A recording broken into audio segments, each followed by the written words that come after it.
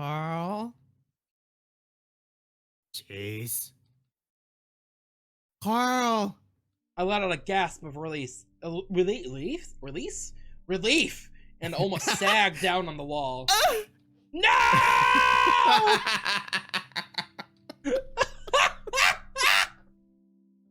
No!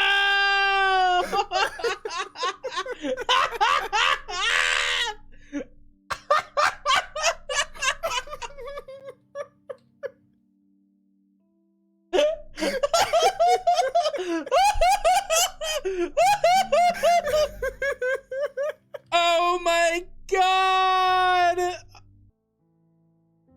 Hello everyone. Welcome in. How's everyone doing today?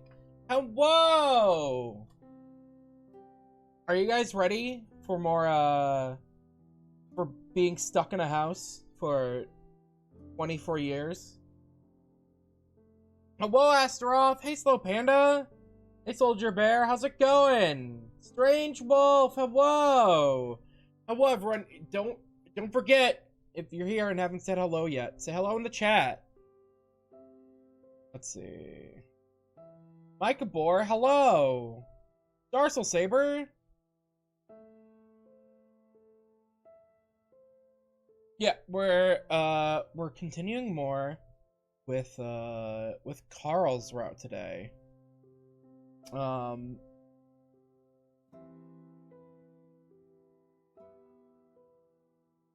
is here. They're just eating their sin against humanity right now. And they're muted, and so they can't defend themselves, so I can make fun of them a little bit. What?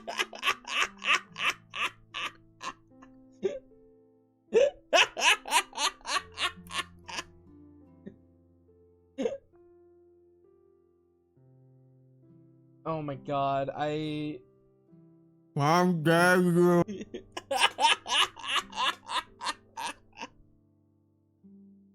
Fen was boiling more foods today. We need to work that out. We need to work that out of you, Fen. Default answer can't be boiling.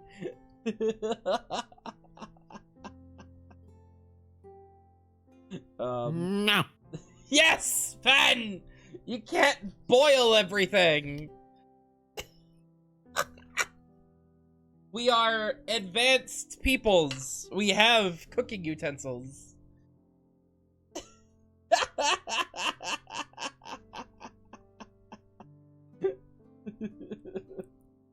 I know what? I'm Honey Boo Boo. I do what I want. What the fuck did you just say? I don't even know what you said. Don't you boil potatoes for things though? But like, there are recipes that call for boiling potatoes though, Astaroth.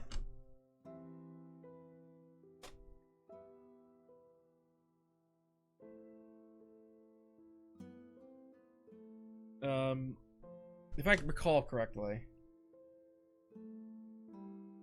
Phoenix, welcome in. But yeah, no, Fen also decided to go to bed at 3 a.m. last night, and I don't know why.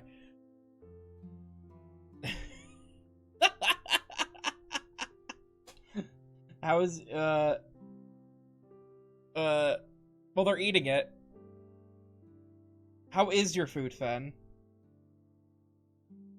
Nom nom.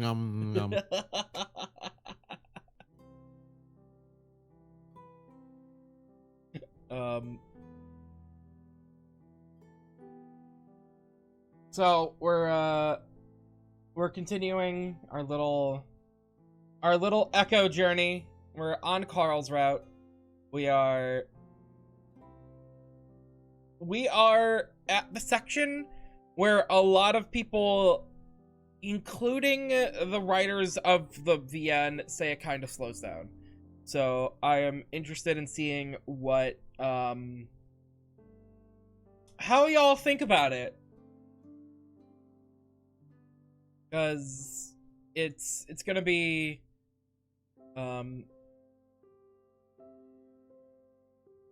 this is definitely where the part of the route where it just starts getting a little bit sluggish and contentious.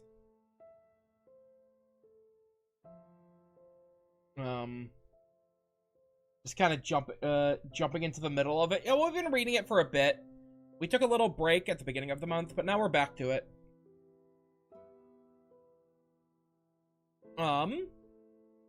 Let's see. So, oh, you. So, some things to talk about.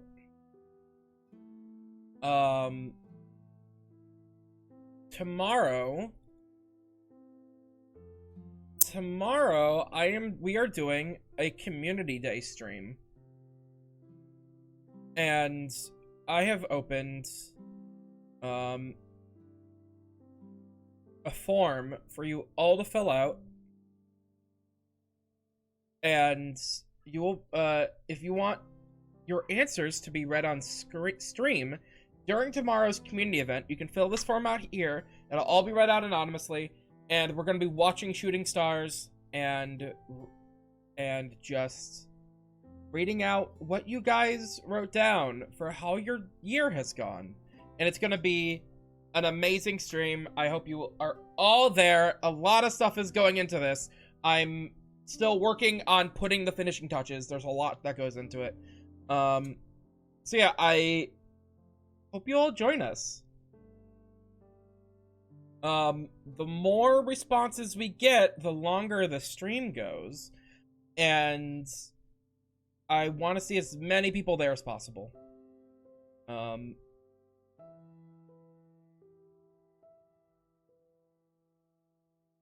And let's see. We already have quite a bit of reflections posted, but I would love to see more. So if you want to join us, fill out this form here, and we'll see you all there. And then Tuesday, we're starting our subathon. We're doing a possible week-long subathon.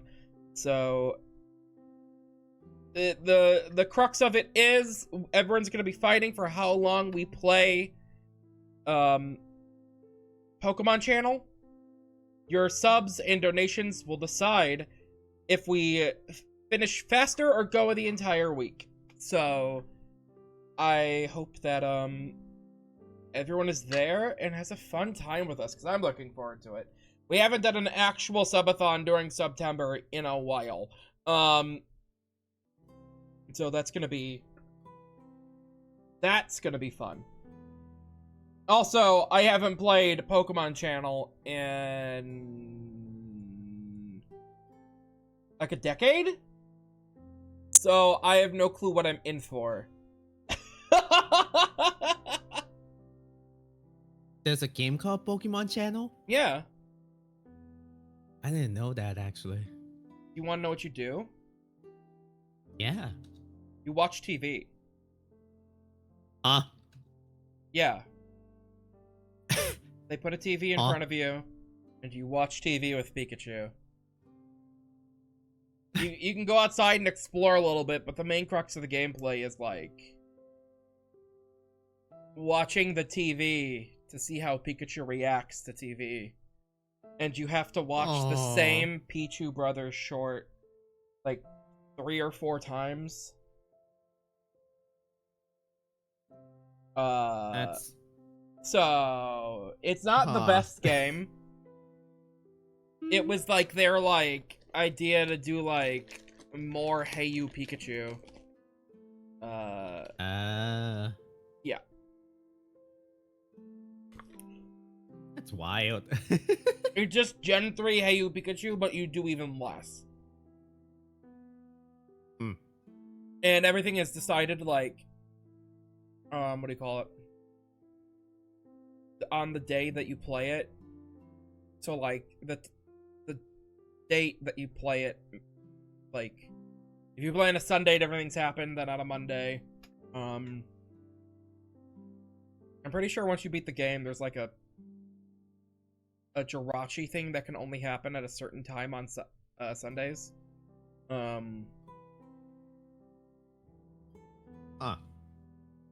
Yeah, that's not the greatest.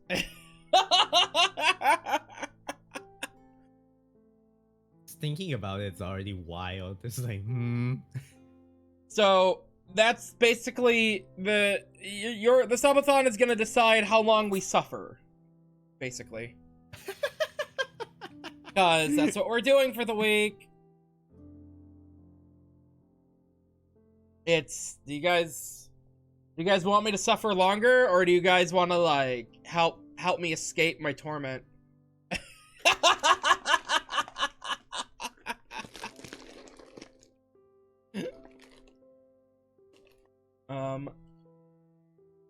The subathon will be capped, and no matter how long is gonna be on the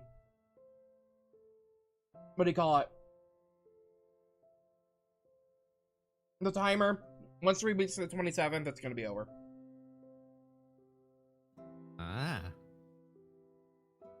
But so at least you have a time limit for suffering. Yes, uncapped subathons, I am just gonna say it, are completely unhealthy. And should not. They shouldn't be allowed. Streamers that do subathons that are uncapped and just kind of keep going and going and going, I think it's completely unhealthy. It's not a new idea. People have talked about it before. But I completely agree with that notion. And also, I think that a subathon should be an event, and you should be doing something special for the entire event. It should not just start turning into normal streams. Yeah. Because if you're keeping that subathon timer going, and it's just turning into normal streams, you're just kind of streaming. That's no longer a subathon. You need to be doing something special, that during that time. That's why I was like, okay, this whole week, we're playing Pokemon Channel. You need to have events planned. If you're setting aside time to do this, it needs to be planned. I don't know. That's where a capped subathon comes in.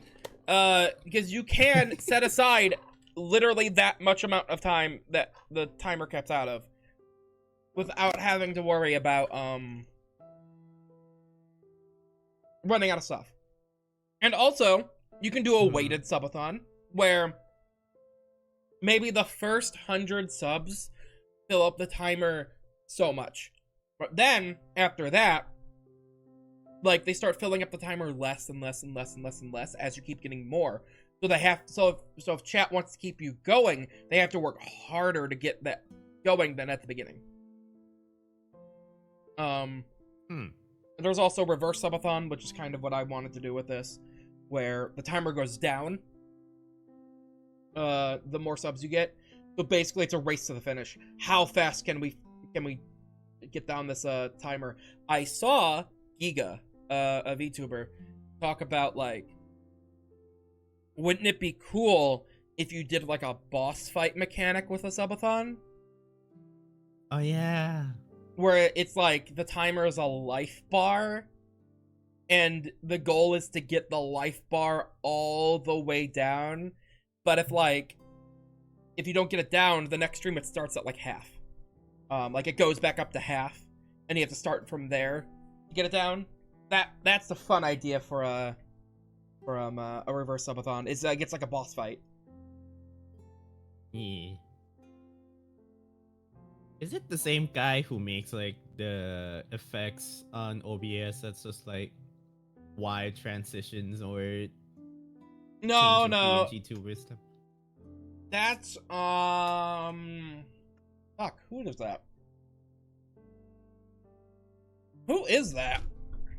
Let's look up this VTuber. I keep seeing their names, so I keep forgetting their name. Shindigs. I think their name is Shindigs.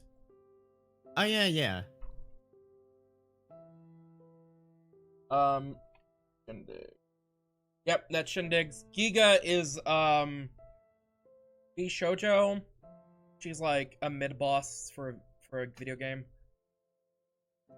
Hmm. I just like her content. She's incredibly level-headed and funny, and is really focused on making like events and stuff for the like her audience. I don't know. I like Giga. I'm a Giga stan. She I watch a lot of her stuff pops up in my YouTube feed, and a lot of it's like advice, and I listen to it because I watch the videos because she's just like kind of smart. Aw.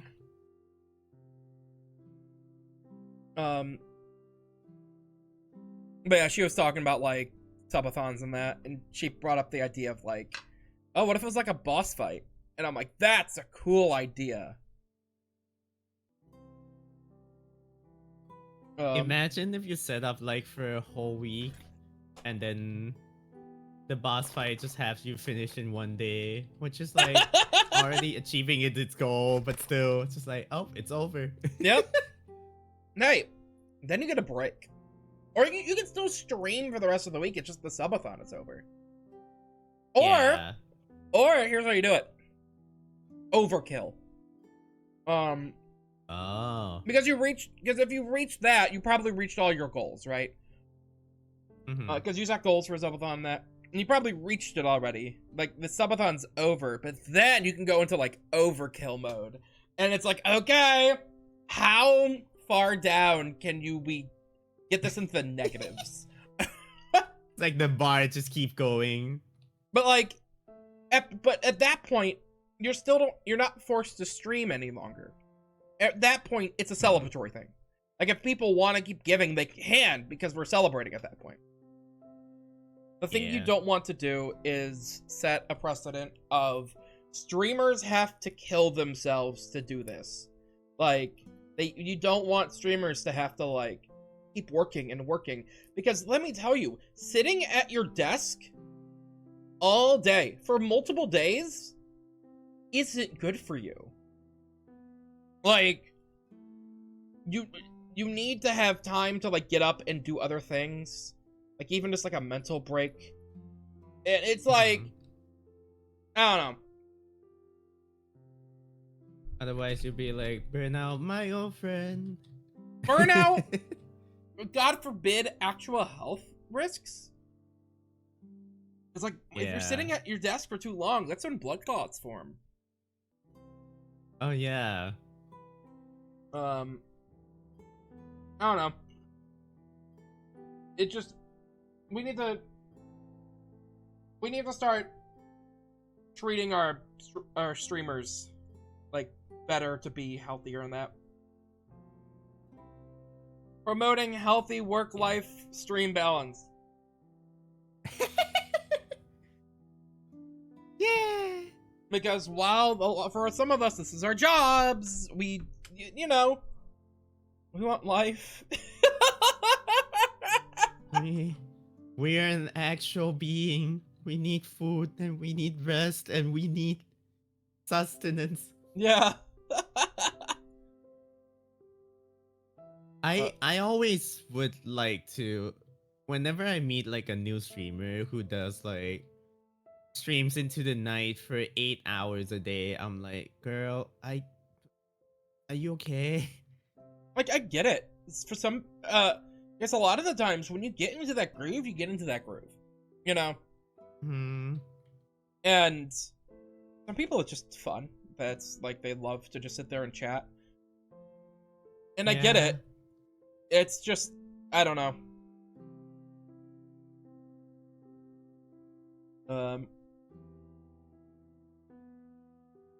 An uncapped subathon. That's not a healthy. What a healthy sub. John, do you chat? I want Chipotle. I said a healthy snack, Rebecca.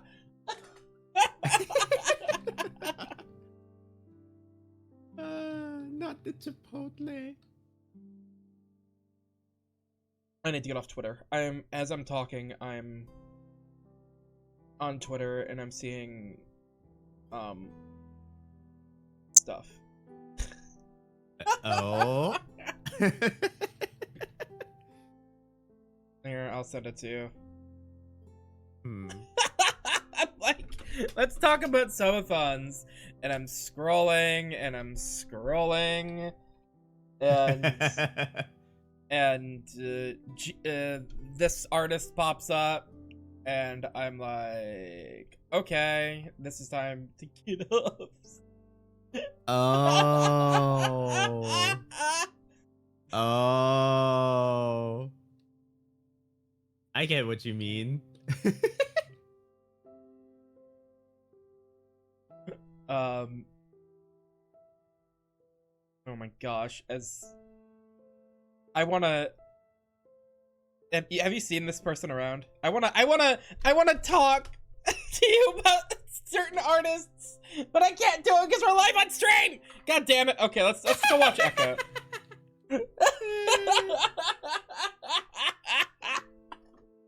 I love talking to other furry artists about like. So you see this guy? You see his art? Like, what's? I don't know. The like. Pearl's hair. It's not even like spilling tea in a bad way. It's just like a lot of furry artists tend to draw certain subjects, and like some people do it better than others. And it's like you want to talk about like this person does this well. Let's talk about this topic. Yeah. Because it's like, man, they draw a lot of this, don't they?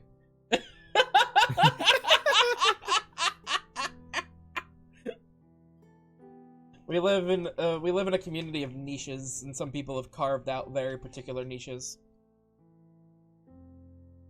I totally get what you mean.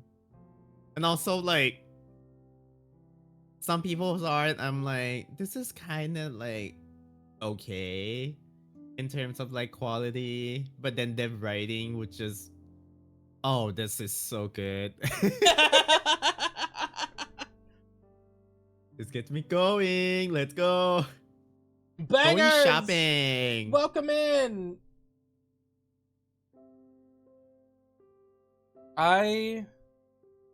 Okay, little furry artist, little furry artist and art enjoyer, tangent.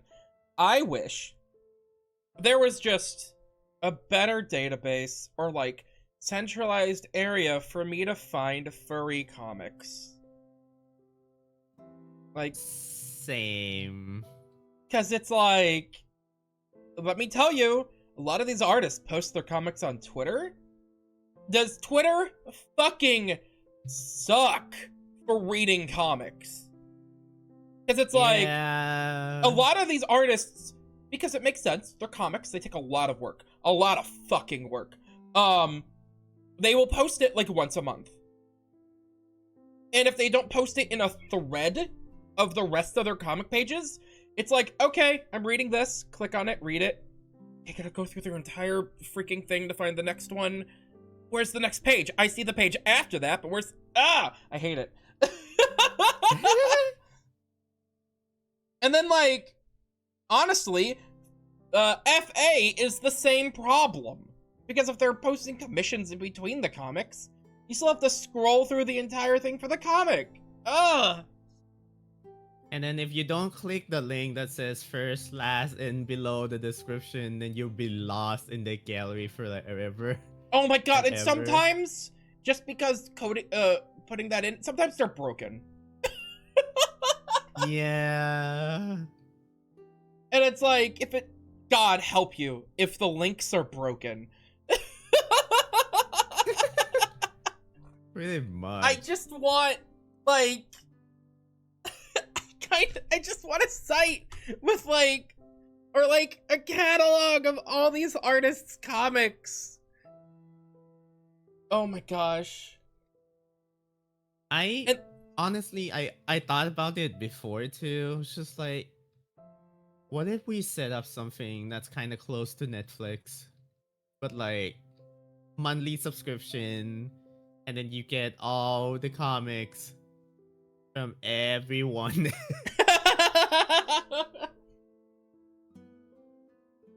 The subscription plan helps pay the artists to make their comics. That Yeah. would be basically at that point you're basically doing the Shonen Jump app route, right? Yeah. See, there you go. Someone fund this idea. Let's get it rolling. It's like, please, I can be the manager. I just didn't have the money to set things up. Let's see it. Let's actually support our artists. Mm. Oh my gosh, the monthly subscription to the furry art. What? So you want wait, is that like webtoons for furries? I guess. Well, I think Webtoon's not using the subscription model, but they do something called Fast Pass, which essentially is like, you get certain amount of free episodes, and then after like, let's say episode, you get like 3 extra that you have to pay if you want to continue reading, or you can wait another week before you get an episode 7. Ah, so you're just gonna see them early. Yeah, so if you pay to see early, then pretty much you're gonna have to keep paying for new episodes and stuff, and also that helps the artists a lot. Mm-hmm. And it doesn't bother you with like a monthly subscription too. We need. The only problem I can see with that is that I know furries don't really like things being centralized in one area, which fair, very fair. But still, Yeah, but it will help everyone, I think.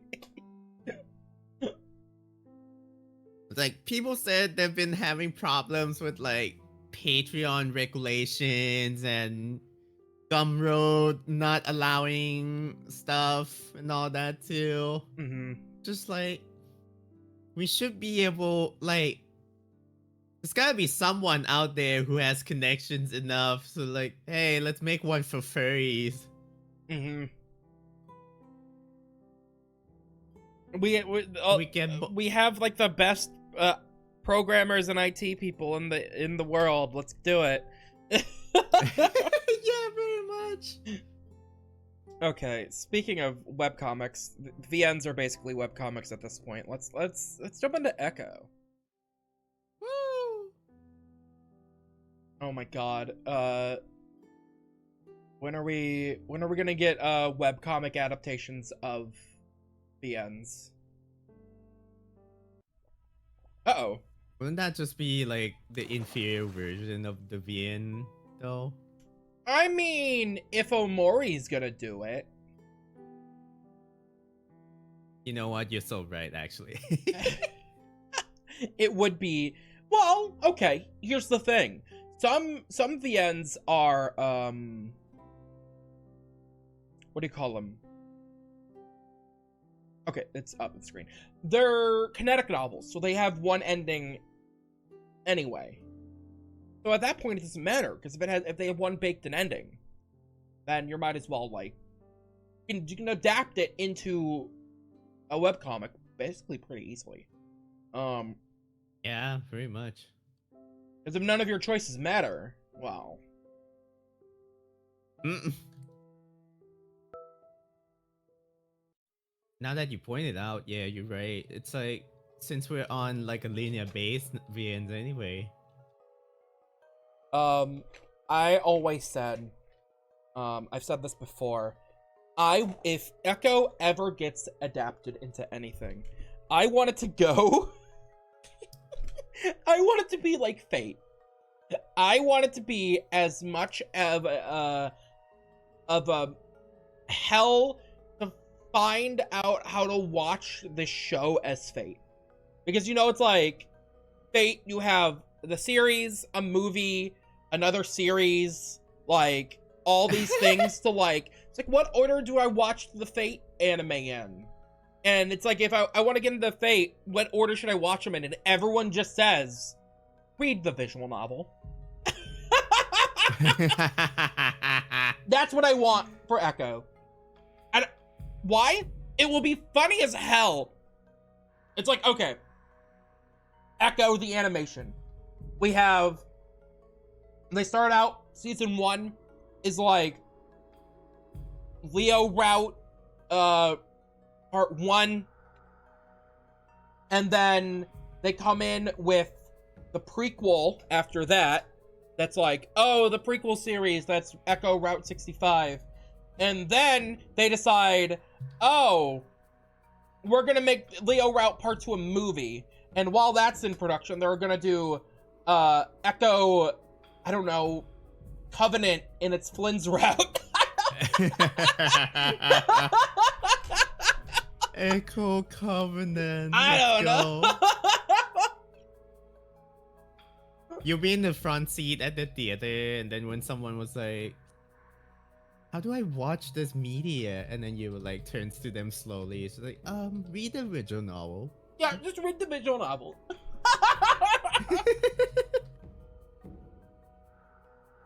I don't know.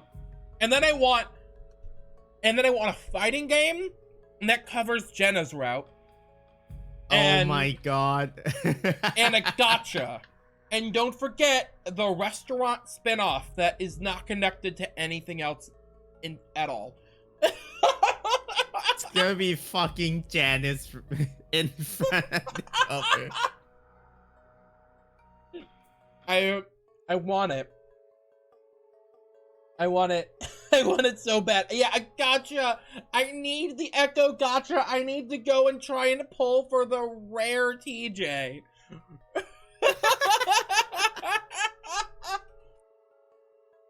Oh my gosh. Okay. So we're stuck in this spooky house with Raven. Rest in peace to all of us.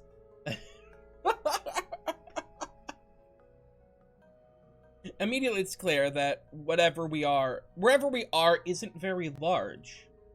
4 identical hallways lead us around in a perfect square. Each hallway has 3 doors on the right, 1 on the left, and a hatch on the ceiling that leads to the attic.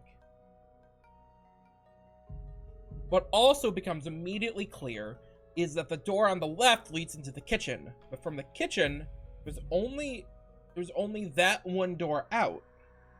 Are you mapping this out? I'm just picturing it as like Lethal Company shit. Like... Okay, but look at this! This is literally a Lethal Company screenshot! Yeah, it is! This is fucking Dine. Like, the fucking snow planet when you walk in, it's like a hallway. And then there's a kitchen in one of the corners. Each time we open the door to the kitchen, we come to realize that the angle in which we enter it is the same. The first time this happens, we're mostly just confused, wondering if maybe we backtrack somehow. After the second time, though, Raven laughs. This isn't real. We're on drugs or something. But we're all seeing the same thing, though. Or I'm just having the stream and none of you are hit real, hey? Lasky's voice is bordering on crazy. That paired with his grin, paired with him holding a knife, is almost disconcerting. Oh yeah! We gave Raven a fucking knife! Who gave the fucking husky a knife? Carl huffs, hitching me up higher on his shoulders. Alright, calm down. Just don't think about it. Let's try the other doors. I'm a little surprised at how well Carl is taking all of this. I wonder if part of it has to do with any of the weed that might still be in his system. We start trying the doors on the right, and this time, things are different. The first door opens up to a wall, just an extension of the beige color of the wall surrounding it. We stare at it for a few moments, and for the first time, I get a deep, unsettling terror in the pit of my stomach.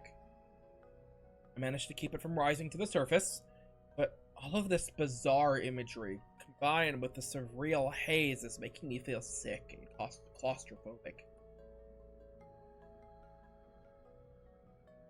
Bummer. That's definitely not the way out. On to the next door. Carl chuckles again, and I feel myself clinging to his attempt at humor, just to keep myself sane. The next door opens up to what looks like a bathroom.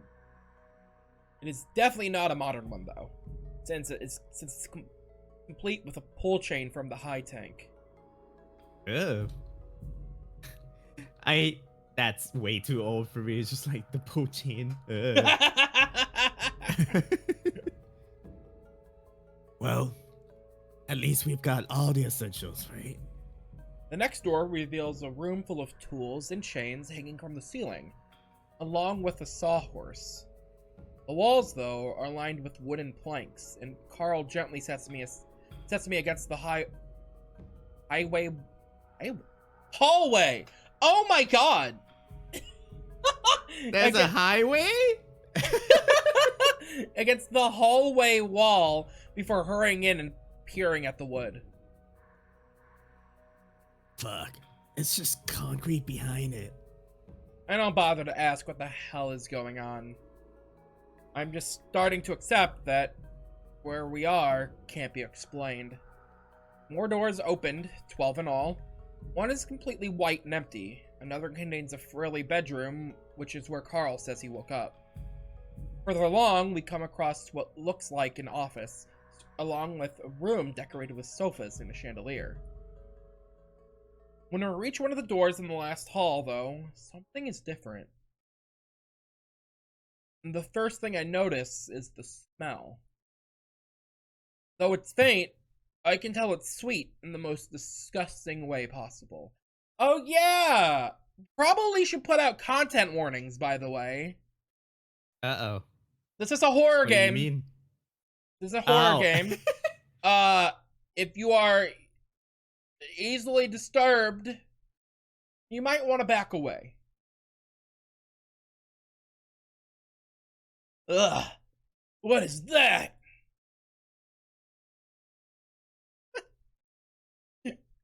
What did they do?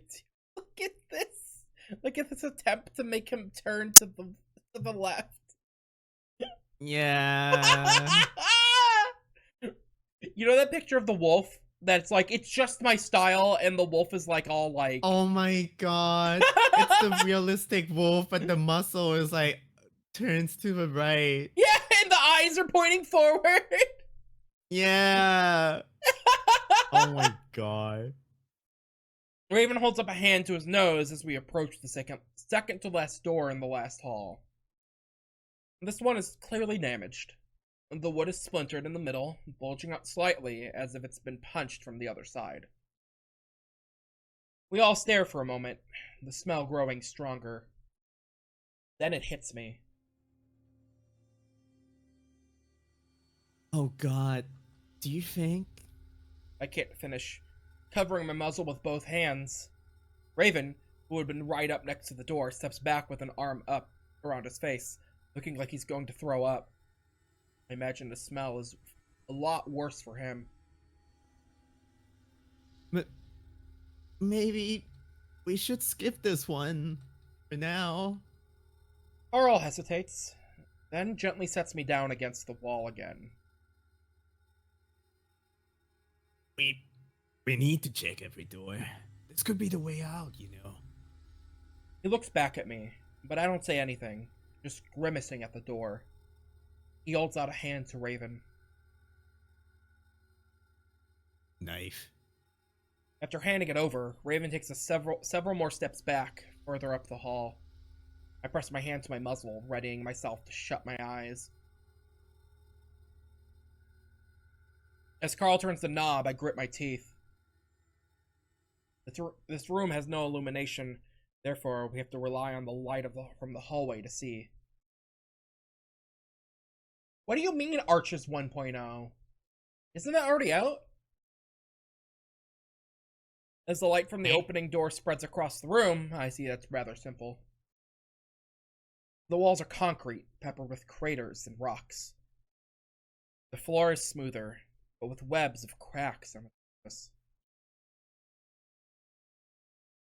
I can't see the ceiling, but I do see what's hanging from it. Oh. Once the door opens completely, there's enough light to fully take in exactly what it is. A noose. Frayed and old looking, but unmistakably a noose. Carl stares at it, then sticks his head further in to look back and forth before stepping back to close the door. What was it? Raven calls from up the hall, his hands clasped nervously together.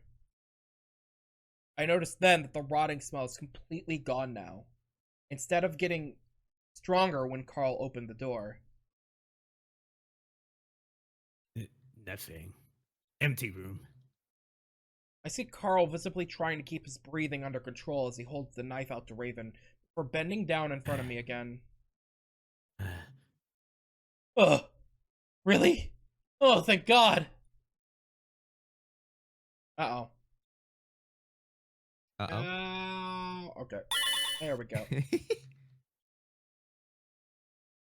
Carl trembles as he stands up with me in tow. As the husky moves onto the final door, I lean next to Carl's cheek. You okay? Did you see anything? Whoa! What the fuck? What? I completely missed the echo thing since I'm in windowed mode. And I started clicking buttons on Twitter instead. Like stuff started loading on my webpage and I'm like, ah! That hallway leads to furry art. No. We open the door. Oh no! He turns his head towards mine, touching his cheek to mine. Aside from the rope, no. It's hard to say whether or not I believe him, or if he's just trying to protect me from whatever else he saw in there. Oh, is Arches 1.0 not out? I thought it was out with the final update. I know they have one more where they're gonna put in like a little little short story in that. I don't know what else they can add. I don't know. Then we will talk to you after we finish Echo. If you would like to read Arches as well. Isn't Archie's like super far in already though? What's the 1.0? That's the final build. I thought this was the story's over. Oh. The story has been finished. I think this 1.0 is just like fixing things up. The final yeah, that's why I build. thought it was 1.0 was out, because the story's done. But yeah, my only problem with reading Arches is, wow, Arches is one of my favorite VNs, and it is incredible and an amazing piece of work. It is not as fun, like, to read as Echo. I get it. It's like, it is like dour. And while Echo gets dour too, it is so much more emotional and like gritty than Echo. It's dark. It's very dark. And we like to keep our Echo playthroughs very light. And I cannot imagine like stopping and having a little chit chat about something silly like, I don't know, how hot Carl is during Arches. Because, oh boy, those characters, we joke about the trauma Echo characters go through. They do. But, oh my god, does it actually feel like you've lived through trauma in Arches. Holy shit. I I will. I think I remember the time that I stopped into your stream and lurk one time when you're doing arches, and I'm like, holy shit, what is this?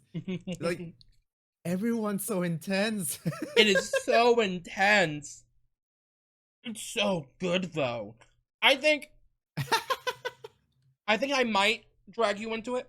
Um, but Okay. our read-throughs will definitely have a different vibe. I do want to try and keep it Yeah. light though, because when we did read it, we did kind of get too into it.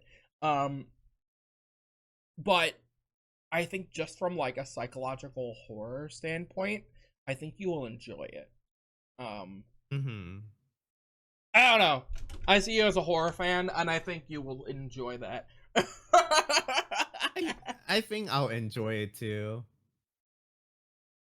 And I just like, if I don't know. if it hurts as bad as Cooper, then yes.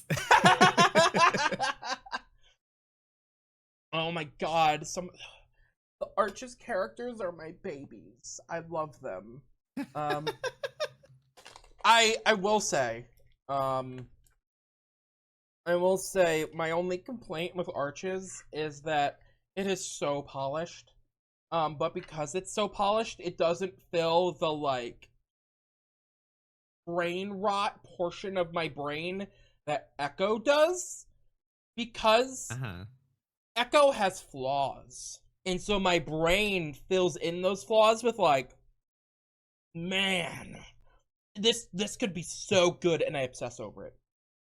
It's like, you know how on Tumblr, it seems to be that the most obsessive fandoms are for shows that have very big flaws and that aren't perfect, you know?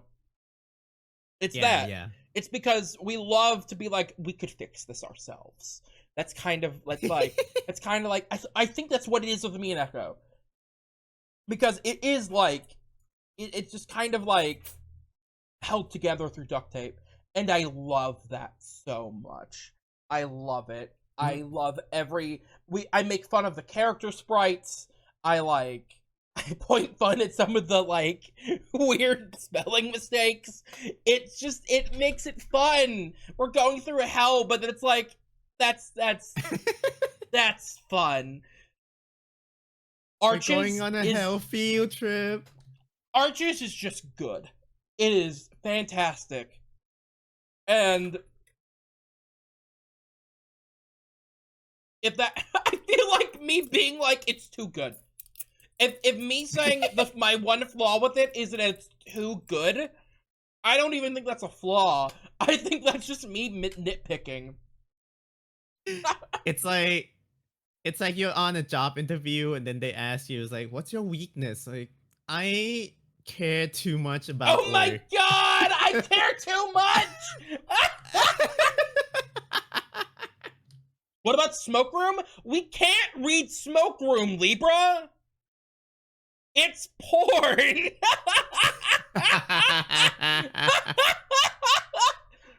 Like, literally! That's not even me making fun of it! Literally, the first, like one of the first things that happens in the story is William getting sucked off. I will be taken off Twitch.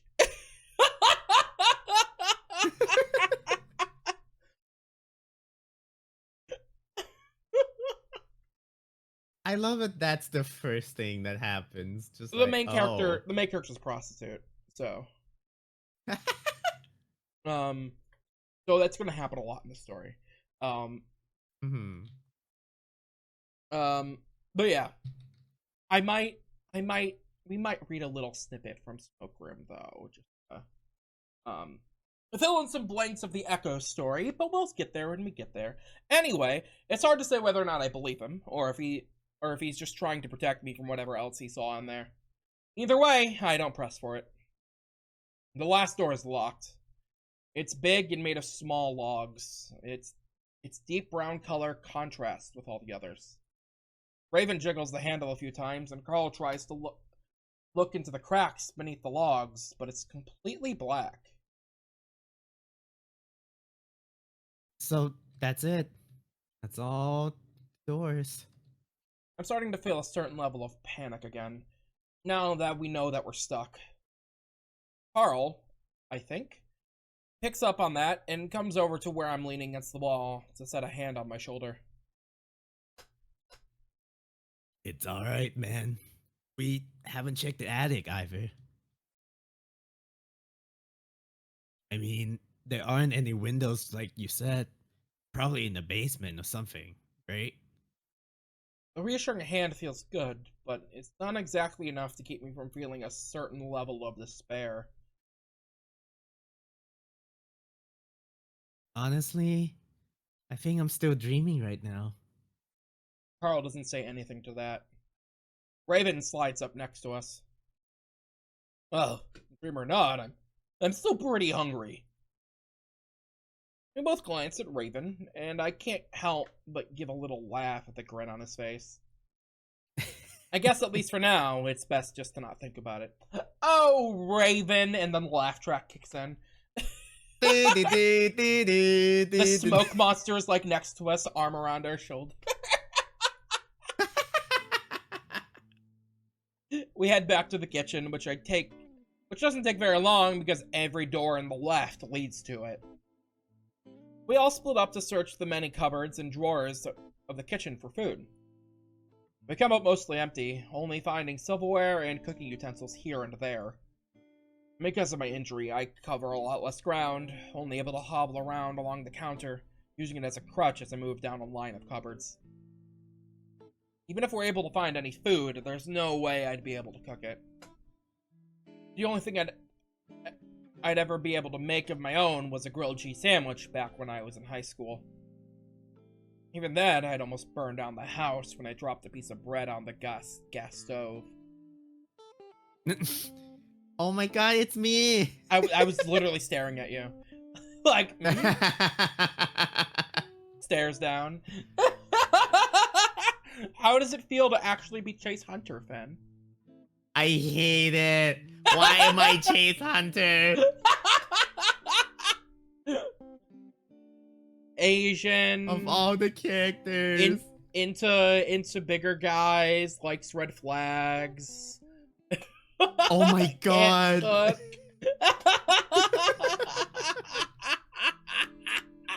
It's too real right now.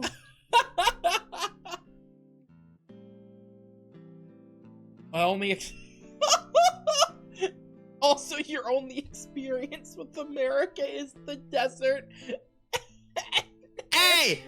Hey! It's so real! I hate it! Wait, did you go to Utah or Arizona? Arizona. Oh my god! I hate to tell you where Echo takes place. Oh my god!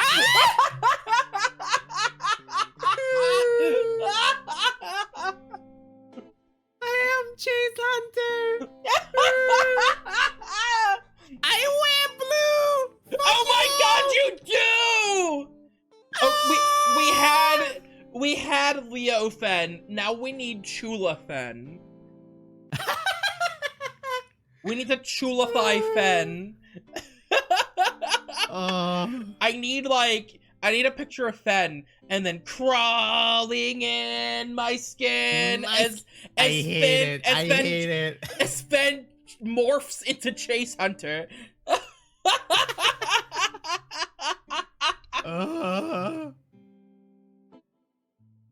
In a panic, I threw the flaming bread across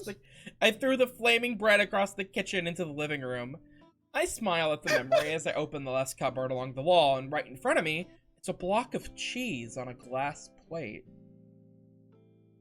Next to it is a loaf of bread in plastic bagging, and a small square of butter wrapped in wax paper. I stare for a moment, waiting for the food in front of me to disappear. I even blink a few times to be sure. Guys?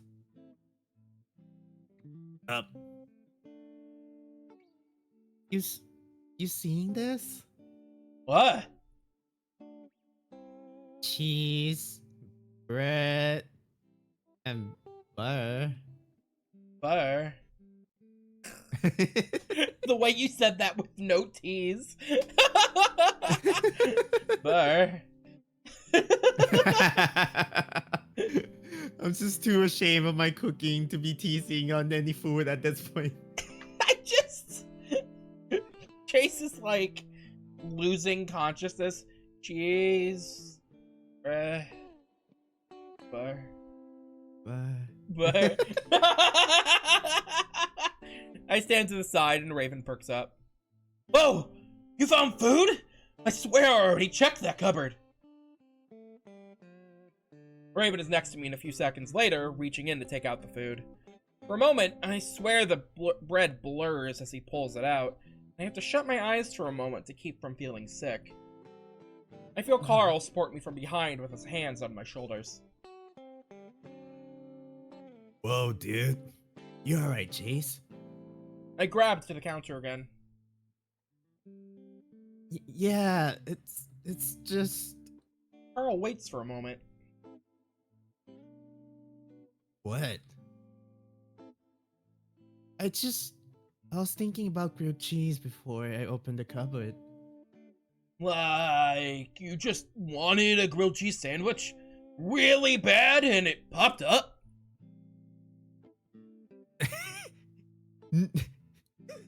No, Raven!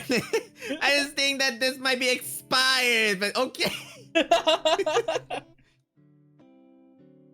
Sort of. Ben, I'm staring Yeah. at Raven's sprite again. Ben, Ben, we need to flip this canvas so bad. Hold up. Hold up, can I flip this canvas?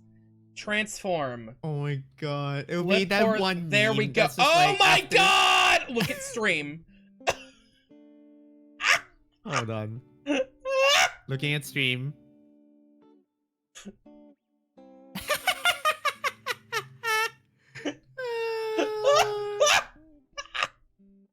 Why are his shoulders? Oh my Look at his shoulders! It's like one of those memes that like after you flip the image, the eye is just fucking above the forehead now. Oh my god. Anyway, enough making fun of Raven. I feel so bad for this husky. I feel so bad. Huh? Carl walks up to the bread and bends over, observing it closely. It looks real. It is real! Raven walks up to the cupboard where he had pulled the food from and closes it. Alright, I'm wishing for steak! He closes his eyes for a moment, and then reaches out to pull the cupboard back open, smiling expectantly. It's empty. Ugh, well, cheese isn't bad. Raven moves down the counter to grab one of the pans, hanging from the rack. Carl moves over to my side as Raven turns the gas stove on with a click, click, click, click of the igniter. Dude, I think one of the important things to do right now is to stop questioning this place. We just can't make sense of it. I fold my arms. It has to be a dream. Carl puts an arm around me. Maybe. But dude, I'm just glad I'm not here alone. I nod in agreement. Yeah, I don't think I'd be able to deal with that. Let's just take it one step at a time for now, man. I managed a small smile. Are you high right now? And Carl laughs. Man, I wish. I hear the sizzling of melting butter as Raven plops it in the pan. Carl and I go about setting slices of cheese in the in the bread as Raven starts searing them. The action of making food is enough to calm me down at least a little, and the other two keeping high spirits lifts mine. Before long, there are 6 grilled cheese sandwiches stacked up on a plate. They look good, but after the first bite, I almost let the food fall back out of my mouth. The fuck? I look over to see Carl and Raven pulling a similar face. Ugh, it kinda tastes like chalk. You know what chalk tastes like? Yeah, I ate some when I was a kid. He has a point. It's dry and crumbly, almost inedible. Well, it still sort of tastes like grilled cheese. Sort of. I don't think this is food. Ugh, it's not that bad. Besides, it's all we've got. Raven forces another bite, and so does Carl. I can't bring myself to do it. My ankle, the smoke, the dead body smell, and noose. All too much for me right now. I watch Carl and Raven talk back and forth, and I'm again struck by how surreal this all feels. I think back to the time I first got stoned from a stupid pot muffin. Nothing felt real. I felt like I wasn't in control. It's like that, only 10 times worse. I wonder if the others feel the same. Something ebbs to the surface of my mind, trying to break through the veil of fog shrouding my mind. What are we doing? Why are we sitting here eating when we should be trying to figure out a way to get the fuck out? I open my mouth.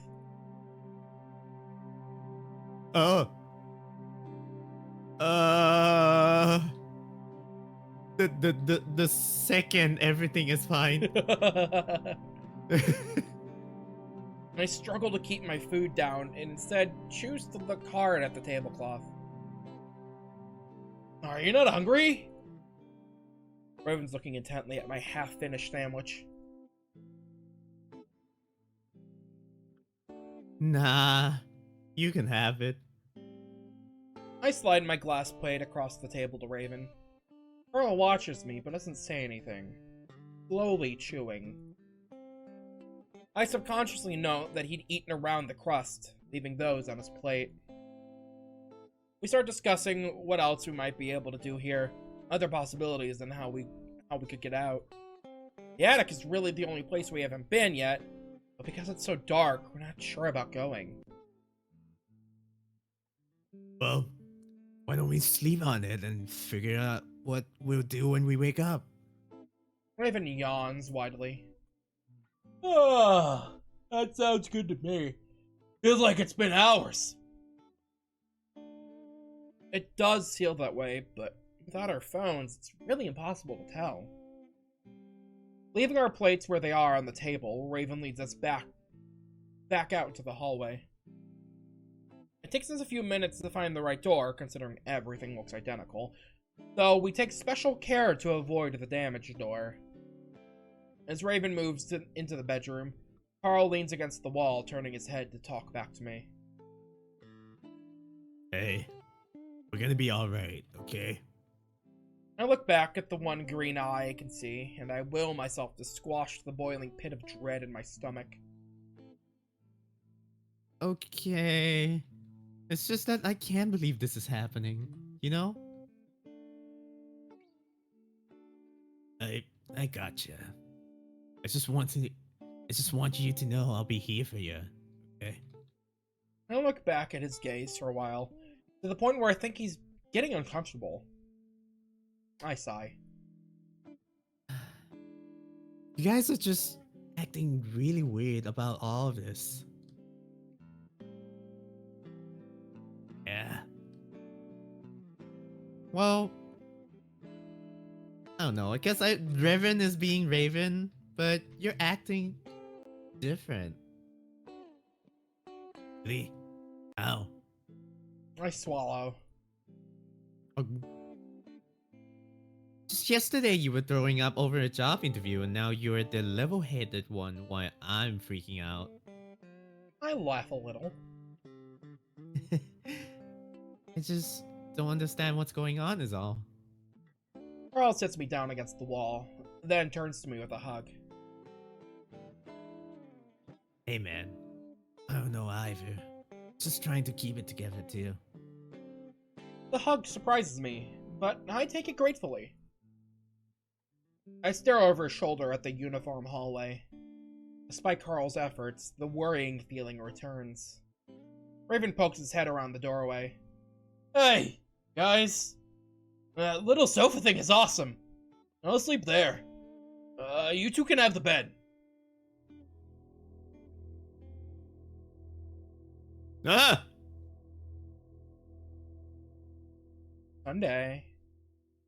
Sunday. And of course, I dream. I'm running through endless hallways. All kinds of hallways, including one that looks like a space station and another that looks like a medieval castle. In each one, I run into locked doors. Because of this, I can only move through the halls, never knowing what's behind those doors. Eventually, I wake up. My dead limbs and heavy head tell me I'm not awake. Not fully. I brace myself and shut my eyes again. My head thumps and my stomach churns with the disappointment of knowing I'm still in that fucking bedroom. The one that tells me I'm still stuck in a nightmare that's beyond the one I'm currently in. I feel things move around about the room, hear things that sound like whining, crying and screaming. I hear something in the ceiling, moving above me. It has many legs like a spider that weighs hundreds of pounds. Then I'm free. Huh? I hold still as the gradual release of the paralysis seeps through my muscles and joints. At this point, I feel like I've mostly learned how to cope with the nightmares. That thought would make me happy if I wasn't so crushed that I'm still here in this actual nightmare. Immediately, anxiety rises back up in my chest as I realize how fucked up this actually is, how much sense this doesn't actually make. As far as I can tell, we've been drugged, somehow, and moved to this underground hellhole as an experiment of some kind. Someone in Echo had to have done this. One of the crazy old people? Maybe Duke. Probably built this underground maze just to watch us lose our minds, probably getting off to it at the same time. I grip the bed sheets and grit my teeth, grimacing at the ceiling as I try not to cry. It had to be it. This isn't some kind of supernatural alternate dimension. This is real, and someone's fucking with us. We're probably being watched by cameras that are set up into corners and peepholes right now. That idea sends a shiver down my spine, and I glance to my left, scanning the wall for any inconsistencies. We need to get out of here as soon as we can, and the sooner we start moving, the better. I hear a small whining grunt to my left, and at that moment, I look over, only to find that Carl isn't in the bed next to me. Oh. I stare for a moment at the tangled mess of sheets on his side of the bed, trailing off the side. Carl? Another grunt. Then I hear Carl. At least, I think it's Carl. His voice is deep, raspy, and it sounds like he's trying on some sort of weird accent that I've never heard him use.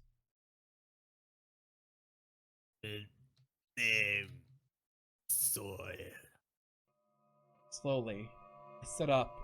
That's when I see something white sitting next to the bed. Ah! Jesus! I jump and slide back on my ass away from it, almost falling off the other side of the bed.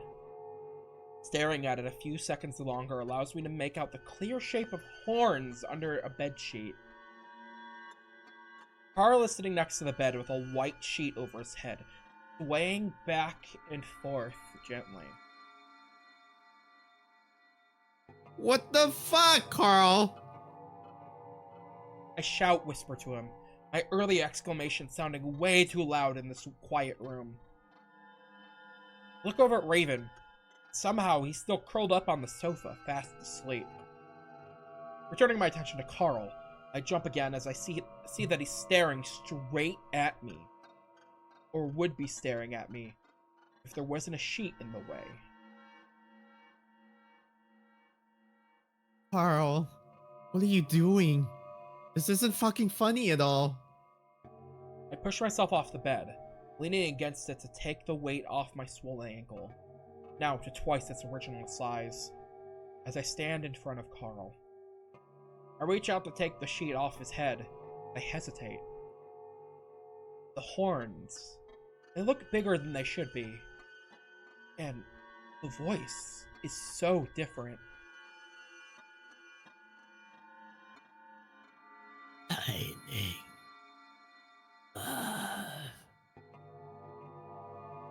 Carl? Carl, you're scaring the shit out of me. My voice is weak, and it cracks at the end as I lose my nerve. Had this place been getting to Carl more than he'd been letting on?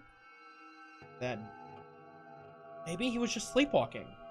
I remember him doing that when he slept over at my house a few years ago. And I reach out again, more slowly this time. And again, I hesitate.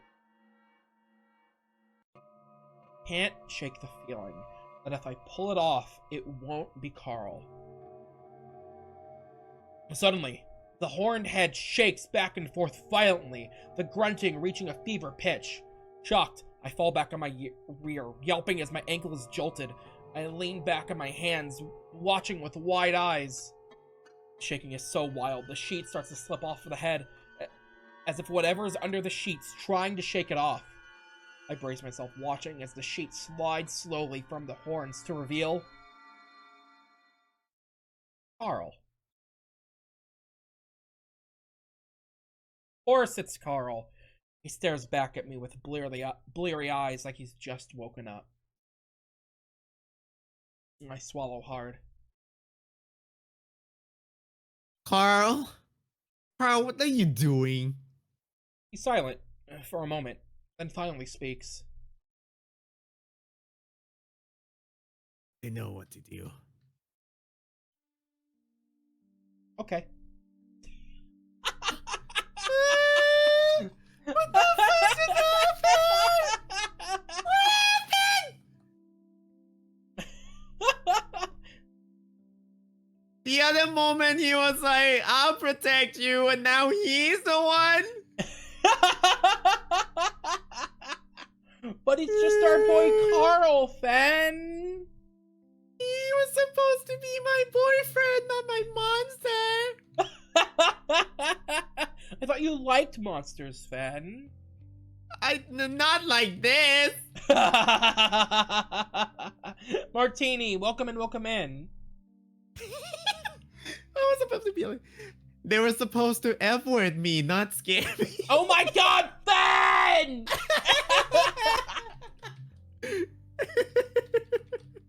Oh my gosh. Oh yeah. Did you go back and clip the part that Wait, what? I made that noise? What noise? The last week. Oh yeah! I think someone clipped it. I hope someone clipped it. Thanks for reminding me. No problem. I'm sending videos to be edited, and I need to have that one edited. Okay. Oh my god. Where are we supposed to be looking? Anyway, but I know it's here. I lean uselessly against the dining room table again, watching them. I'm biting my lip, trying not to lose my cool, trying to absorb everything Carl had just told me. You said James Hendricks himself came to you in your dream, right? Huh? Hello? Oh, there we go. My VTuber lost tracking for a second. That was weird. Oh no, James Hendricks showed up to you, your model. Carl huffs but doesn't look at me. Yep. And he told you that you had to find something. Carl gets down on his hands and knees and looks under the stove. I know it sounds stupid, but that's what happened. I frown. You know, I had a dream about a giant spider crawling through the ceiling, but that doesn't mean I'm going to be searching around for a spider in the ceiling. No, this was different. I've never had a dream like this before. He stands back up and looks right at me. It felt like he was actually in my brain, telling me. I look back at him for a while, not wanting to tell him he's going crazy just like I am.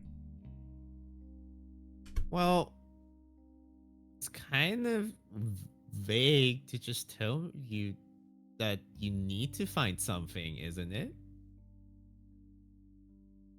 He told me all this stuff. Carl moves closer to me, starting to look through the various decorum of the dining room. Like what? Carl lifts up a vase, then looks inside. Said, this place is chaos.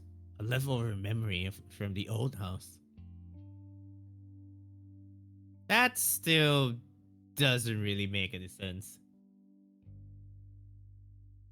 And then he organized it for us into separate sections to help us figure this out and clear his name so we can get out of here.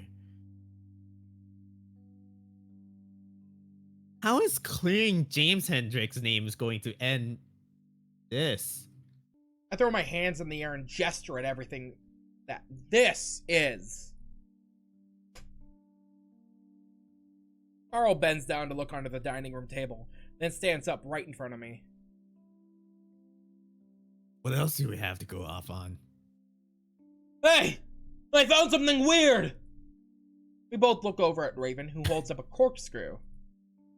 Carl turns back to me, ignoring the husky. We find it, that locked door will open, and we'll be able to get out. If he's here, why doesn't he just show up himself and do this for us? He said he's weak. And there are other forces in this house that have much more control than he does. He can only do so much.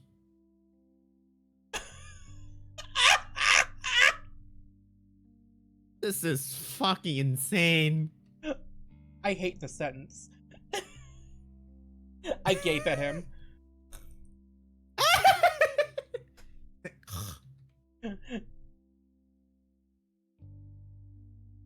Do you hear yourself right now? Like, really? Carl frowns, then moves past me. What does his name even need to be cleared off? I feel tears starting to sting my eyes again, because now I think I'm the only one here who realizes how crazy this all is. Don't you guys get what's actually going on here? Raven stops rustling the drawers and looks up at me. You okay, Chase? No! Because someone fucking kidnapped us and put us in this crazy maze dungeon, and we should be trying to figure out how we can get out! It's quiet for a moment, as Raven and Carl exchange glances. It's okay, Chase. We're gonna get out of here! I lean my head back in despair, about to cover up my face with my hands, when something catches my eye. In the chandelier, a small white envelope is wedged between the glass ornaments. I squint to make sure it's not my watering eyes creating an illusion. Yes, there's definitely an envelope up there. Diamond patterns from the crystal cast across its surface. Oh.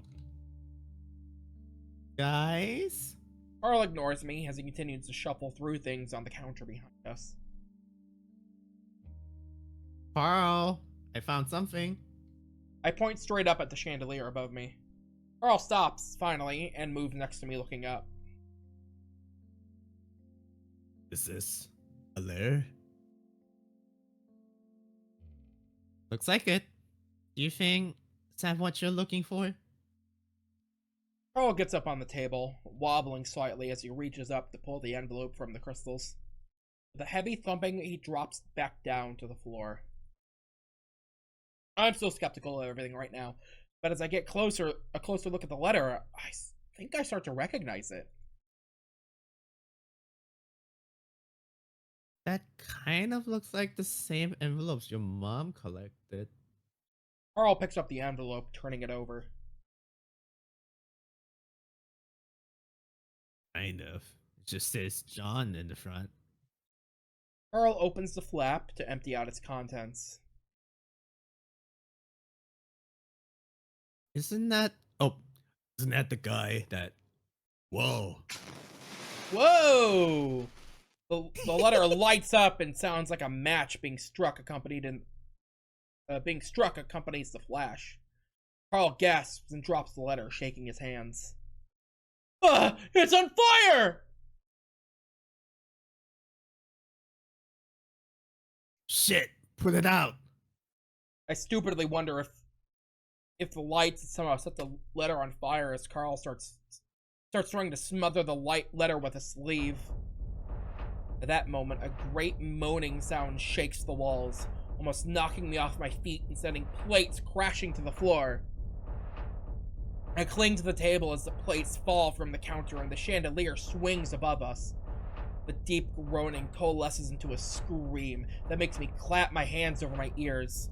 Carl is staring at the ceiling, his eyes wide, when we hear another hissing sound. I jerk my head to look back in time to see a gush of inky black smoke burst from the stove, another scream accompanying it. It rushes straight towards us, and for a moment, I see the outline of what looks like a mouth and eyes in the smoke before it engulfs me. My senses are completely smothered. It feels like something is slamming up against my chest, and all my air is gone to be replaced by unbreathable smoke. Its consistency is like water, filling my eyes and ears. I scream into the emptiness, but I can't hear myself over the cacophony that sounds like rushing water, mixed with the muffled screams and explosions. I fall to my knees, then curl up on the ground into a ball, just praying that the savage thing killing me would stop. Just as I'm starting to give in, something grabs the scruff of my neck hard and yanks me up so violently my teeth clack together. The fingers are unmistakably hooved.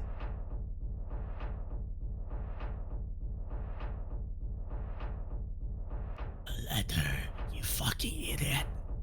Then I'm shoved forward and I find myself lying flat against the dining room table.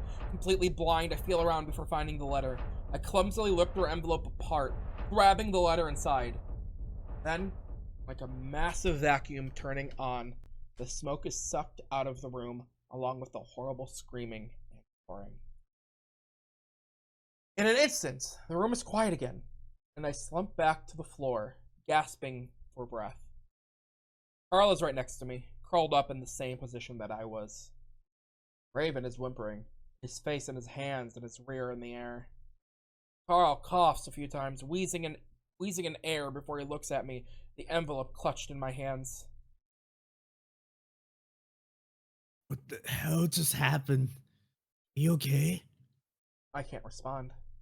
I lean back against one of the chairs tucked under the table for a moment, gathering my wits. Carl? Yeah. If that James guy tells you anything else, just tell me and we'll do it. Carl breathes heavily in response. Raven, you okay? Raven sits a few feet in front of us, on his knees, tongue hanging out as he gasps. Ugh, good. Ugh. You know, that's what I saw yesterday. Yeah, I gathered that. I give a short, humorless laugh. That and also that I'm done asking questions. I just want to get out of here. After a few minutes of catching our breaths, I turned my attention back to the letter. Oh, not the fucking Wii Sports music! I was about to say, why is this Wii music back?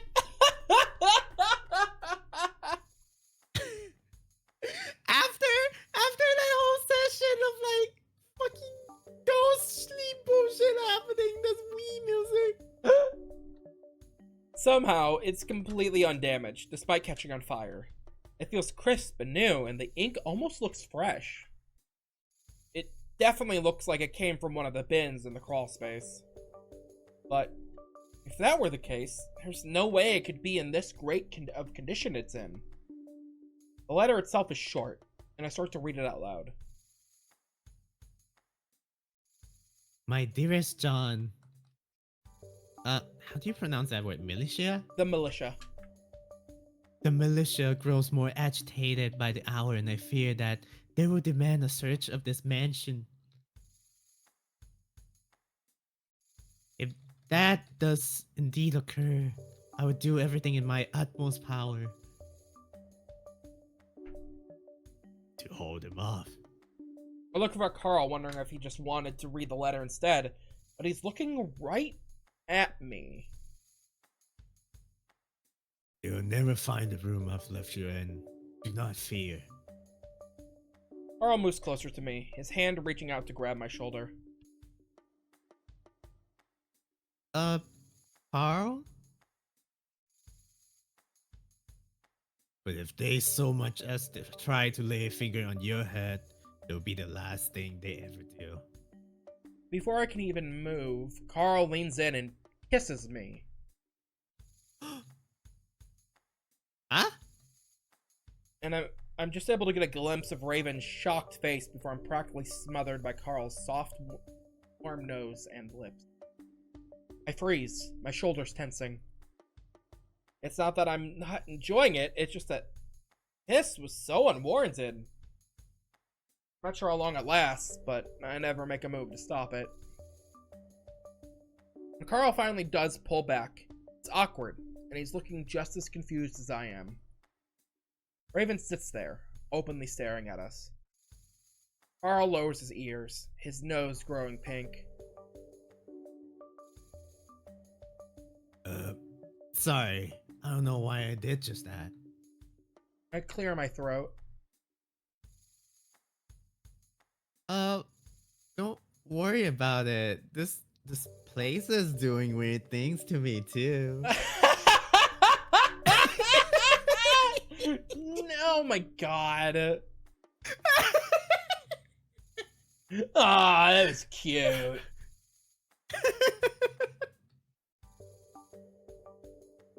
Raven, could you help me up? I mostly ask him so he won't dwell on what just happened. Carl clears his throat. Well, I think the door's open now. Let's go check. We make our way slowly down the hall, Raven just behind us. I lean in closer to Carl's ear so the husky can't hear. So, was that like really you? Or did your great whatever take control again?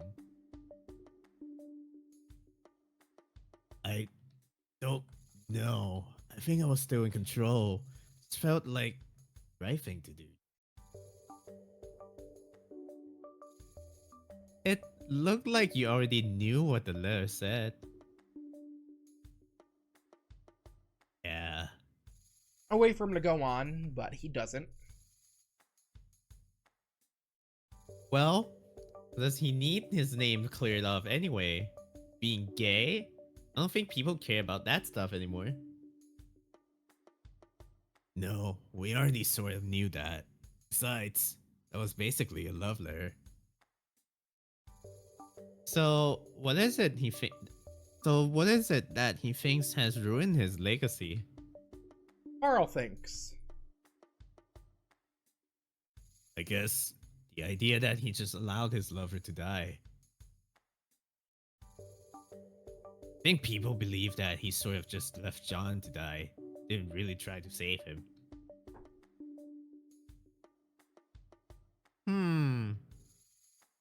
whole mess seems like a petty roundabout way to go about it, in my opinion. But, like I said earlier, I'm done asking questions.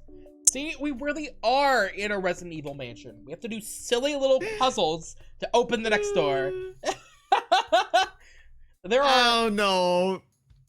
There are audio logs we have to find that tell us the backstory. I don't know. Resident Evil never has like ghost possession that makes people kisses. Uh-huh. Depends, like, I want to be smooched by Leon Kennedy. Nah, I'll take Carl over any day. Thank you. Okay, but what about Chris? No, funny enough, I don't think I've ever got any affection on the Resident Evil characters, like ever. Really? Not even like the I buff, think- handsome new Chris from the most recent game? No. Chris never took a hold off of me. Remember when people thought he'd be a The- werewolf? Oh my god, yes. He has this cover image and all. Oh yeah, where he's half wolf? Yeah, I'm like, what the fuck happens here? Excuse me? I remember when all the furries were drawing the wolf Chris fan art. Oh. It Don't they could've even been call him real. Alpha over the radio? I think so, yeah. Funny enough, the only character I think I've ever gotten like so far with is Jill Valentine. I almost became a lesbian, I guess. Oh my god. Jill Valentine is so cool. I love her.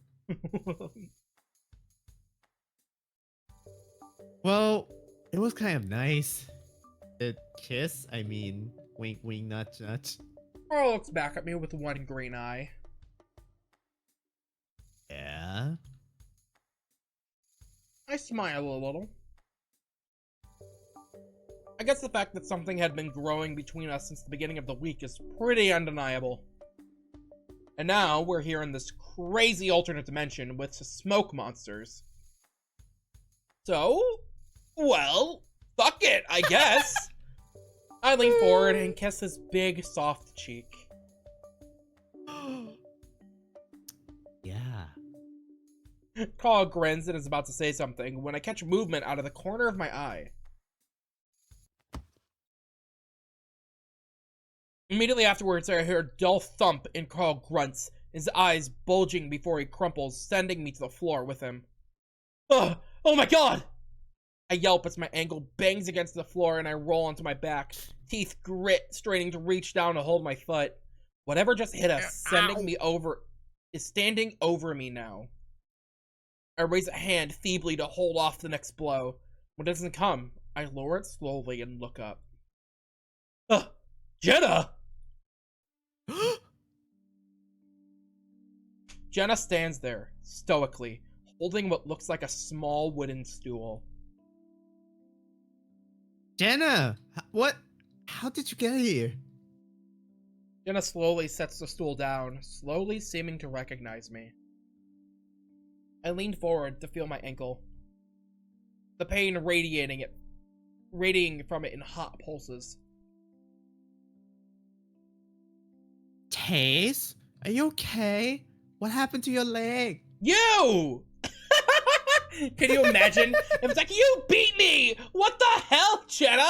It's like, that's what's uncalled for. I sprained it. Hey, Jenna! It's been a while! I look over at Carl, who's still curled up on his side, his arms wrapping around himself. She just assaulted Carl. It's like, whoa, Chase! Fancy seeing you here. Carl, you okay? Then to Jenna. Did you hit him? Jenna walks past Carl and crouches down next to my leg. This looks really bad. Yeah, Carl, are you okay? Wow, we were being so gay, and then Jenna comes in to beat us up. And I was like, no gays allowed! Not in this basement! Jenna. Oh, grunts and turns over to face us, a hand to his chest. Jenna, what the fuck was that? Jenna looks at my ankle a while longer before standing up and looking around. When it doesn't look like she's going to answer, Carl sits up. How did you find us here? Raven perks up. Yeah! Oh, is there a way out? Jenna finally looks down at Carl, and then I note the complete lack of concern in her eyes. Uh-oh. I came to your house looking for TJ and ended up going to the basement. She looks down the hall again. I ended up here somehow. I blacked out before I did, so I don't know how to get out. Carl finally stands up, wearily eyeing the stool held loosely in Jenna's hand, before bending down to help me back up. Your leg okay? He grunts into my ears as he slides my arm over his shoulder and slowly pulls me back up onto his back. Mostly. I think I kind of twisted it again. Oh my fucking god, Chase. Carl grunts again and turns back to Jenna, now with me on his back. Well, that's pretty fucked up, just to blindly swing at someone around the corner. No, what's fucked up is waking up in a place you have no memory of going to. Okay, and so did we. What did we do? Why are you blaming us? Jenna's sharp muscle I need points some self-defense, okay. right at Carl, glaring. Carl stutters for a second, clearly not expecting to have Jenna snap back at him. Hey, this isn't my fault. We have no idea where we're at either. Why are you guys fighting? Raven looks innocently between the two of them, his ears perked. It's a good question, and I watch Jenna closely from over Carl's shoulder. He just glares at Carl, arms folded. Did she blame him for this, somehow? After a few seconds of awkward silence, Carl speaks up. Well, you hit me for one. I don't know why you are so mad at me. Jenna looks back at Carl. I see the tenseness in her shoulders slowly loosen. I'm sorry. I'm just a little bit uptight after waking up here. Hey, you're taking it better than us. Chase was freaking out for hours. I give Raven a side glance. I would like to change that sentence to I gave Raven a bombastic side eye. Oh my god. Like, really, Raven? Really? Really, bro? Well, things have been going crazy since you two left the lake. Like, us ending up in this fucking nightmare dimension? Not just that. Jenna sets the stool down on the carpet before sticking out her forearm. That's when I see the crusted blood in her fur in the form of 3 long lines. Oh. What the? PJ attacked me. What? That sentence doesn't seem to fit together. TJ attacked? Why? I have no idea. The faraway, vacant look Jenna had in her eyes earlier is fading, to be replaced by a more concerned expression I better know her for. He's been losing it ever since Flynn tried to grab him at the lake. I start to feel a little sick to my stomach. Why? He wouldn't tell me. He was just acting anxious, kept looking his shoulder. Over his shoulder. But isn't he sort of like that most of the time? Jenna folds her arm, then shakes her head.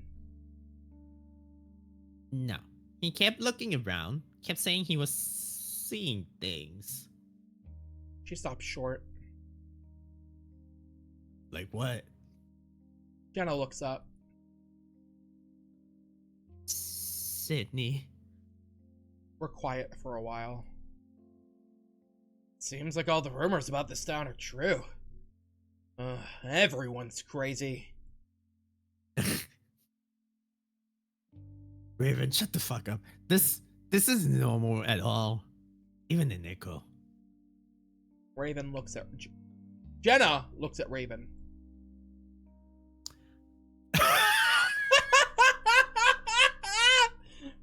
I'm sorry, who are you?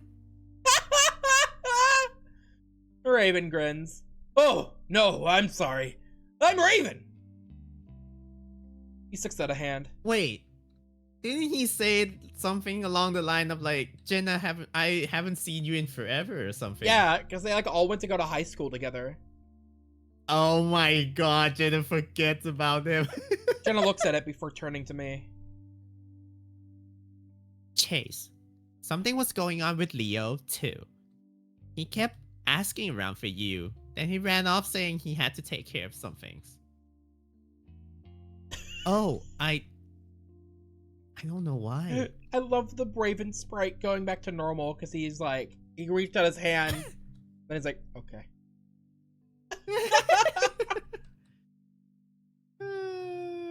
I try to think of what Leo might have wanted from me, but I draw a blank. It could be anything. Anyway, I've been trying to find TJ for ages. I don't even know what day it is anymore.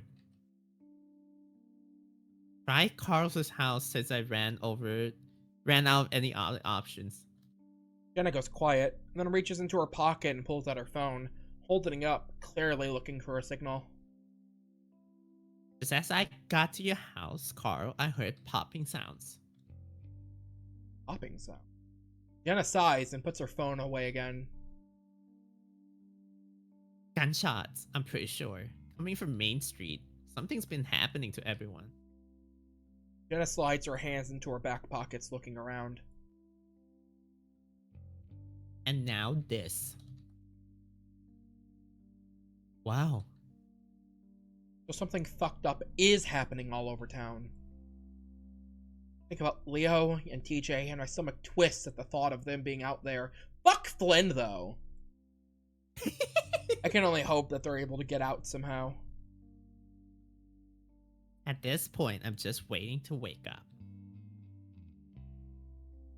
We all are. Yeah. Especially after a giant smoke monster chases around the dining room. I'm sorry, who are you again? I mean, what?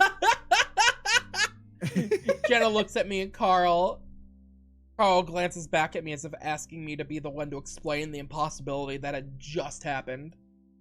I take a breath, trying to think of how I'm going to say this. So, I think at this point you're going to have to just go with whatever this place throws at you, Jenna. Yeah, we've all just kind of accepted what's been happening. Well, we have to. Otherwise, it would just be us sitting around freaking out about how crazy this all is and not doing anything about it. And so far, it seems we've at least been moving things forward. Jenna stares at us. What happened? We all stand in front of the wooden door in a half circle, none of us wanting to open it. So, this is all to clear James's name. Seems that way. But why go through all this trouble? I rest my good foot on the carpeted floor, while I lean on Carl's back, wanting to give him some relief from carrying me all the time. Probably because of the smoke monster thing. It's trying to stop him. Maybe it's making all of these obstacles? Hmm. Jenna had taken our whole description of what had happened in the dining room pretty well. She listened silently while I had explained what had happened so far. So, if we can get his story straight, maybe get it out to the town about what really happened. Might be able to get out here. Jenna eyes the door. You think that there's maybe a reason why this monster doesn't want James to get this information out? Wyan? Welcome in, Wyan! Wyan! You gotta tell me later how your coworker thing went. Oh? We're quiet for a moment. Well, we don't have much else to go on. Again, there's a long pause as we all contemplate what the hell might be behind that door. That pause is broken by a certain husky, though, as his white hand suddenly reaches out to grab the handle. Of course it's Raven. I love Raven, okay? You don't understand. Everyone hates Raven, but I love this idiot. I think, I'm gonna be honest, do you feel this? Do you think this might be a little bit too, like, without a good comedic relief, this might get a little bit, maybe too heavy-handed or even stale. Yeah, I guess, but still. We're kind of just stuck here. And without Raven being an idiot, I feel like I would be like, okay. I don't know. I love him. He has no clue what is going on at any time. He's just he's doing his best, and I love that. Yeah. Maybe we've already done what needs to be done. I'll bet this gets us home. Raven! The heavy door pulls open slowly with an unearthly squeal. For the brief moment that I'm conscious, I see a black square in front of me that grows in size until it takes my entire vision. You know, this is also the opening to Delta. Bow, bow, bow, bow, bow. This exact sequence is the opening to Deltarune. Man, I can't believe Toby Fox copied Howley.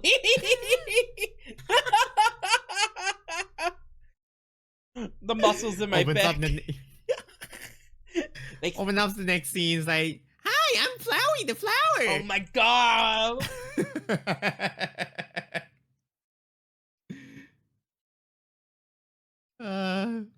The muscles in my back and neck seize up, and my teeth clench together as my head jerks back. And then I'm falling. Oh my god, this is so terrible.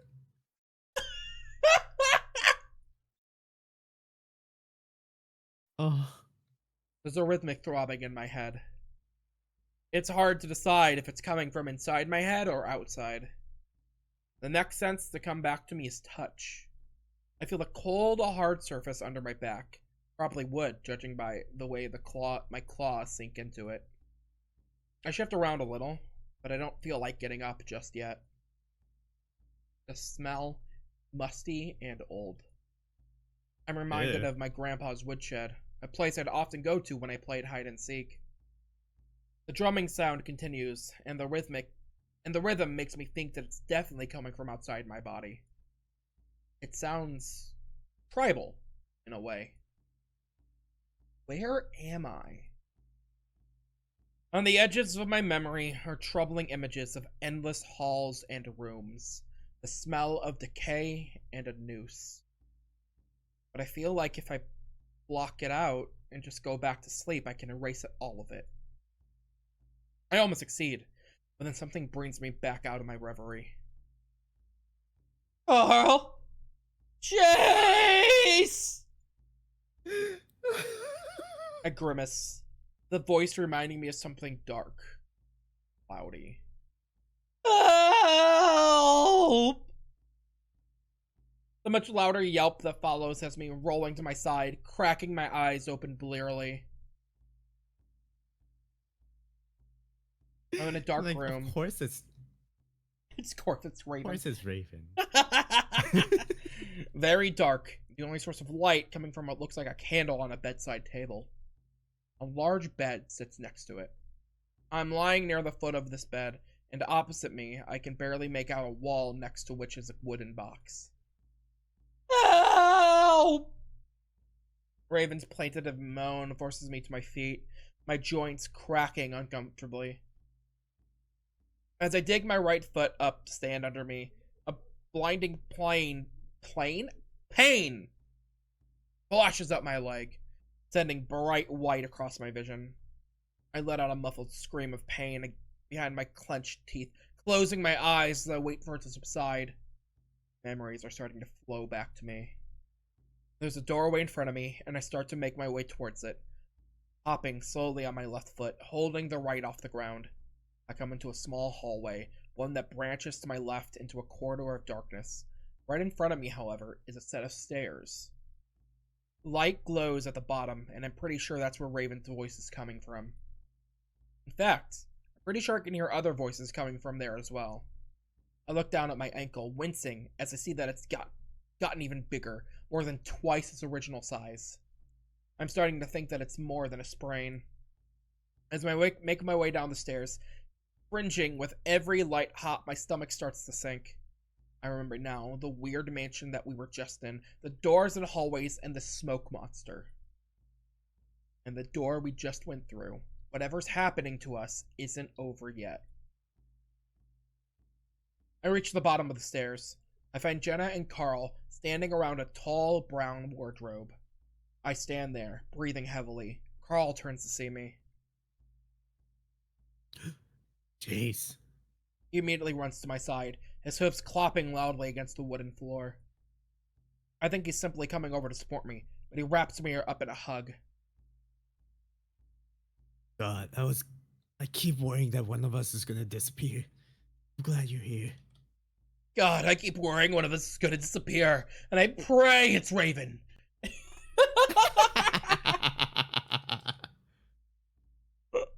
Nah, Carl. I just heard him said help. Like I could hear it from miles ago. Away. I'm sorry. He's trying, yeah, Raven's trying his best, Robin. Nice to feel part of the squad. That's great. That's great, Ryan. Aw. Yeah, I'm fine. I was just upstairs in the bedroom, I think. The anxiety I'm feeling over the whole situation goes away just a little, absorbed in the soft warmth of Carl's body. Carl is really touchy. Oh, I love him. Over Carl's shoulder, I can see Jenna watching us. Her eyes narrowed, expression dark. I'm about to ask what's wrong when I hear a loud bang from inside the wardrobe. Guys, are you still there? I think something touched me! Jenna turns back to the wardrobe, silent for a moment, then bends down to look at something. Guys? I hear a metallic click, then Jenna jumps back as one of the doors swings open and a black and white blur falls out like a rock. Raven face plants neatly into the wooden floor. He stays there a moment, moaning into the planks before Jenna bends over to help him up. Are you alright?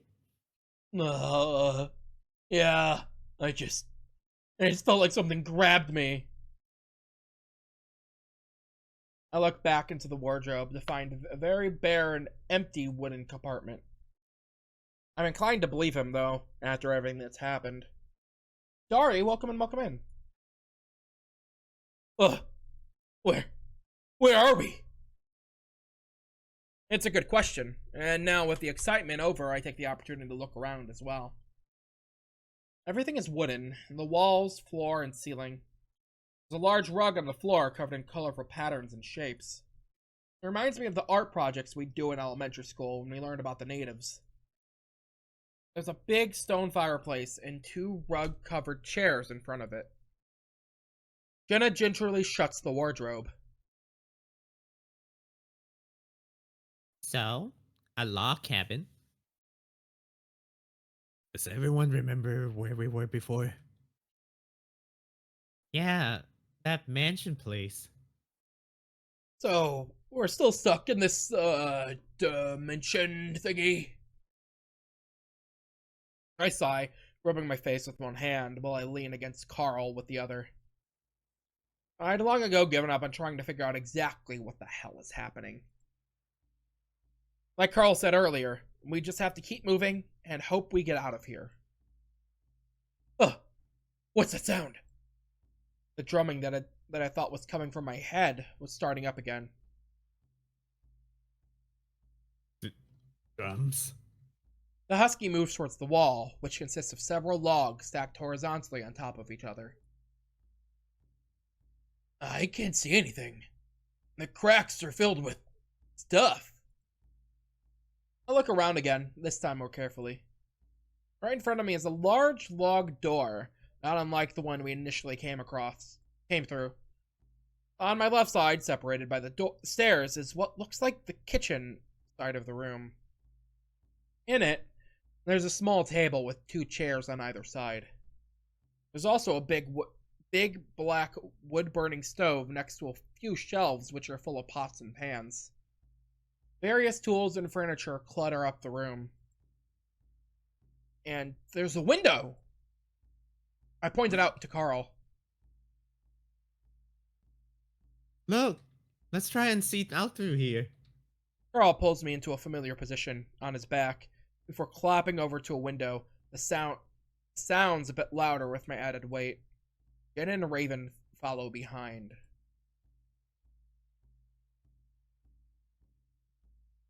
There's a ledge next to the window, thankfully. Carl lets me sit on it. I turn to look out the window while the others crowd around me, resting their hands on the wooden bench. The first thing I notice is a flickering light in the distance, about 100 yards away. It casts out across the ground around it. Shadows form from rocks and bushes dance about with the movement of the illumination. It's definitely a fire, a large one, probably a bonfire. The blackness around the fire is unnatural, though, just like what I saw through the windows in the mansion. Windows? Huh? I thought they said there wasn't any windows in the mansion. Spooky. It's inky and thick and has the oppressive air of almost being alive. No other light comes across what I presume to be the sky, that fire being the only signal that anything exists outside of the cabin. Fire! Raven says redundantly. The drumming? It's coming from it. Carl reaches out, but his hand looks to immediately press against something. I reach out too, and I feel a solid flat surface where a pane of glass might be set up. But it's clear there's nothing visible there. Observe, accept, move on. Hey. Hey. Look. I look up in time to see something dark flash across the fire. It disappears into the darkness to the right of the flame, though. Ugh! What was that? Maybe it was just a tumbleweed? Something. No, it was jumping. Whatever it was. I feel a prickling along my neck, and now I'm not really into the idea of just staring out into the darkness. But then, it happens again, and I see what Jenna's saying. The dark shape starts to the left side of the fire before passing in front of it. I get a brief impression of tails and ears, legs and arms pumping as if jogging in place. It moves past the flame, then disappears into the darkness again. Something's out there. We continue to watch, but the drum beat dies down, and, after about a minute. It's clear nothing's moving around out there anymore. What was that? Well, well, uh, Carl glances at Jenna. the drum beat sounds kind of native, don't you think? He's clearly waiting for Jenna to confirm. Maybe. There's an awkward silence before Carl coughs. Well, let's think. We weren't able to get out of the mansion until we found that letter, right? He looks at me. Yeah. I respond automatically. Well, if that's the case, then maybe we have to find something in here, right? I guess that would make sense, but what are we supposed to find? Another letter? Yeah, didn't someone tell you about finding something that it would open the door? Yeah, and I think it makes sense that whoever set this up would do it in the same way, right? I sigh and stop staring at the window, my back sore from the twisting motion. I sit straight up on the bench and look back into the cabin. Well, if we're supposed to find another lair, there's a bunch of places to hide it.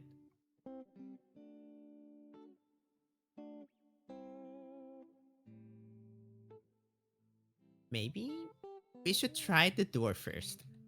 Jenna walks over to the door and looks it up and down before reaching up to slide back a rusty bolt. To my surprise, it moves with only a little resistance. Are you sure we want to go out there? I mean, we don't know who that is running around. Jenna hesitates, then heaves back on the door. Doesn't budge, not even an inch. Jenna sighs.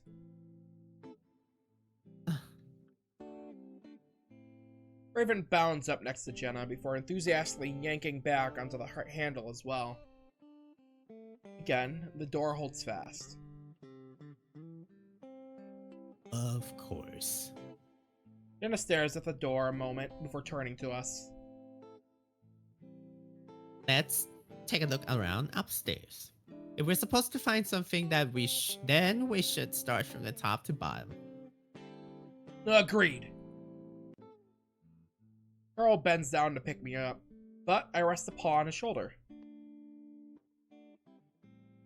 Wait, I don't want you to have to drag me everywhere, let alone up and down the stairs. He stops mid-stoop, his face level with mine as he looks at me. Sure, I don't really want to leave you alone down here. As I look back at him, I can't help but notice the differences that I noticed earlier. His face has harder lines, his fur duller, eyes somehow deeper, wiser. You alright? I break out of my trance and blink. Yeah, I'll just stay down here and look around where I can. Jenna and Raven are already making their way up the stairs, Raven going on about his family used to have their own log cabin. Alright, but shout if you need anything. I smile. At least I feel like some parts of Carl are still familiar. Familiar. After the ram heads up the stairs, I lean back on my little bench, letting my head tilt back as I close my eyes. Even in this new environment, everything is still feeling surreal. I've come to welcome the feeling, though. It's a nice little barrier to everything that's happening right now. In some ways, I can still pretend that this is a dream. Hell, even now I'm thinking it's a dream, that I'm somehow stuck in one of my paralyses.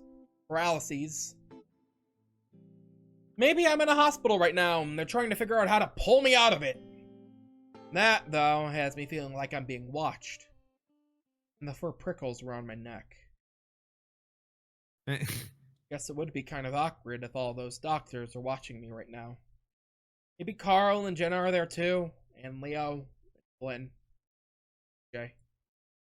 The feeling gets stronger. I turn back around to look out the window. It's still silent. The lonely little flame in the distance continues to flicker around the rocks and sagebrush. It makes me wonder how endless this world is. If we're in some type of ghost dimension being manipulated by what are basically ghost gods, then will this whole ordeal be never ending? The thought twists my stomach, so I stop thinking about it. I turn back around and force my eyes to start scanning the kitchen from top to bottom, looking for something, anything to stand out. I assume I'm looking for a letter. But again, the rules are limitless in this world, then there's no telling what it might be that we're supposed to find next. I think about vocally asking James or whoever the hell it is for some help. Maybe some kind of hint at least? Or there's no way I'm gonna do that without the others with me. I'm thinking about pushing off the bench to start limping around the kitchen when a small scratching sound catches my attention. I hold still, leaning back, tilting my ears towards the sound. Muffled, a bit distant, but it's coming from directly to my left. It's happening from outside of the cabin? My foot prickles, and I think about calling Carl. I can hear the three of them stomping around, talking with each other in muffled voices from upstairs. I turn around again, this time a little more tentatively. The dancing bonfire continues to grow quietly. No other movement aside from the shadows. This time, a rustling sound comes from the same spot, and I instinctively turn my eyes in its direction. Carl? I raise my voice only a little, but their conversation carries on upstairs, as if I hadn't said anything. I look up at the ceiling, then back out the window. The rustling sound continues, this time in earnest, as if something's twisting around in the brush. Coming from just out of view of the window, right at the base of the house. I hold my breath and lean forward, stretching my neck up to get a better angle and peer into the darkness. It's really too dark to see much, or at least it's what I'm thinking. Almost as if it has its own glow. A bright white face stares back at me from the blackness. My mind blanks and my body seizes up. And just like that, I'm in a paralysis, forced to stare down at the white face, the black eyes. It's as if the thing is holding me with its gaze, but as it does, its features become more definable. I see tall ears, a long, pointed muzzle, a band of some type across the thing's forehead. Stop it. Stop. Something says it very deliberately through the teeth, right in my ear. At the same time, the face flickers and fuzzes, like a TV picture with bad reception. The head twitches and shifts, then the muzzle opens, and the cackle that comes forth is all at once terrifying and familiar. And at that moment, I'm released.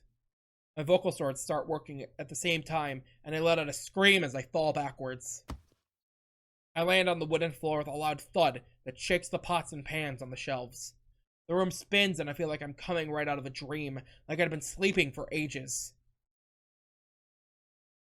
The next thing I know is that I'm surrounded by the three faces of my friends, all looking down at me.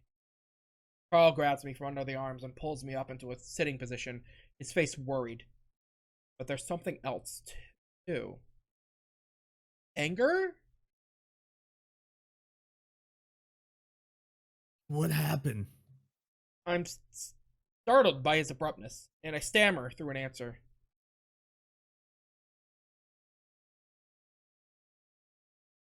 It, it was a face out the window. What did it say? Carl! Carl! What are you doing? Raven reproaches the ram gently, his ears falling. Carl glances at the husky, then at Jenna, who's been silent so far, then back at me, slowly letting go. Sorry, I was just worried about you. What did you see? Did it say anything? It takes me a moment to find my voice.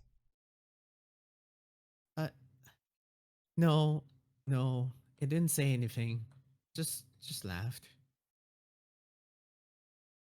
What did it look like? A fox, maybe?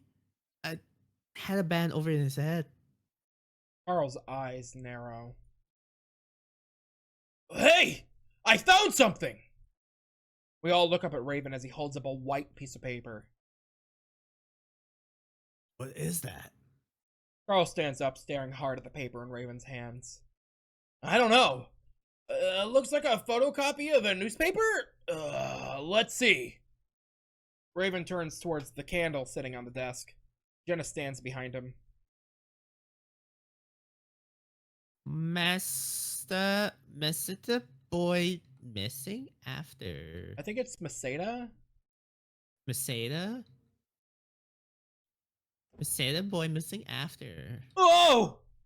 Raven flinches back as the paper catches fire, illuminating the entire cabin room.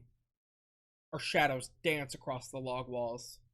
The paper, which Raven had dropped, flutters to the floor, a tongue of angry flame eating it up completely before it hits the floor. We all stare at the smoldering flake of ash on the ground. Raven, you kidding me? Oh, I wasn't even that close to the candle! That might have been what that might have been what we needed. Oh, but I... Raven stares at his hands, looking forlorn between them and the candle, which seems to flicker innocently on the table. I rest my face in my hands. Well, what do we do now? He wasn't near the candle. I pull my head out of my hands because of what Jenna said, but because of the way she said it. Huh? I've got a side angle here. You were at least 2 feet away. And there's a brief silence. Jenna, what are you talking about? I don't know, Carl. What am I talking about? Jenna turns to the ram, eyes narrowed, teeth just slightly bared. I look at Carl. He's frowning, concerned look on his face. Jenna, I don't know what you're talking about. I'm saying there's no way that candle burned that paper. Carl's concerned expression deepens, but there's also a hint of condescension there. What else could have done it, Jenna? This time the silence is heavy. I'm baffled by the interaction they've been having so far, and judging by the looks on Raven's face, so is he. Hey, guys, I'm sorry I burned it, but we can figure out something out from the title? Maseda, boy missing.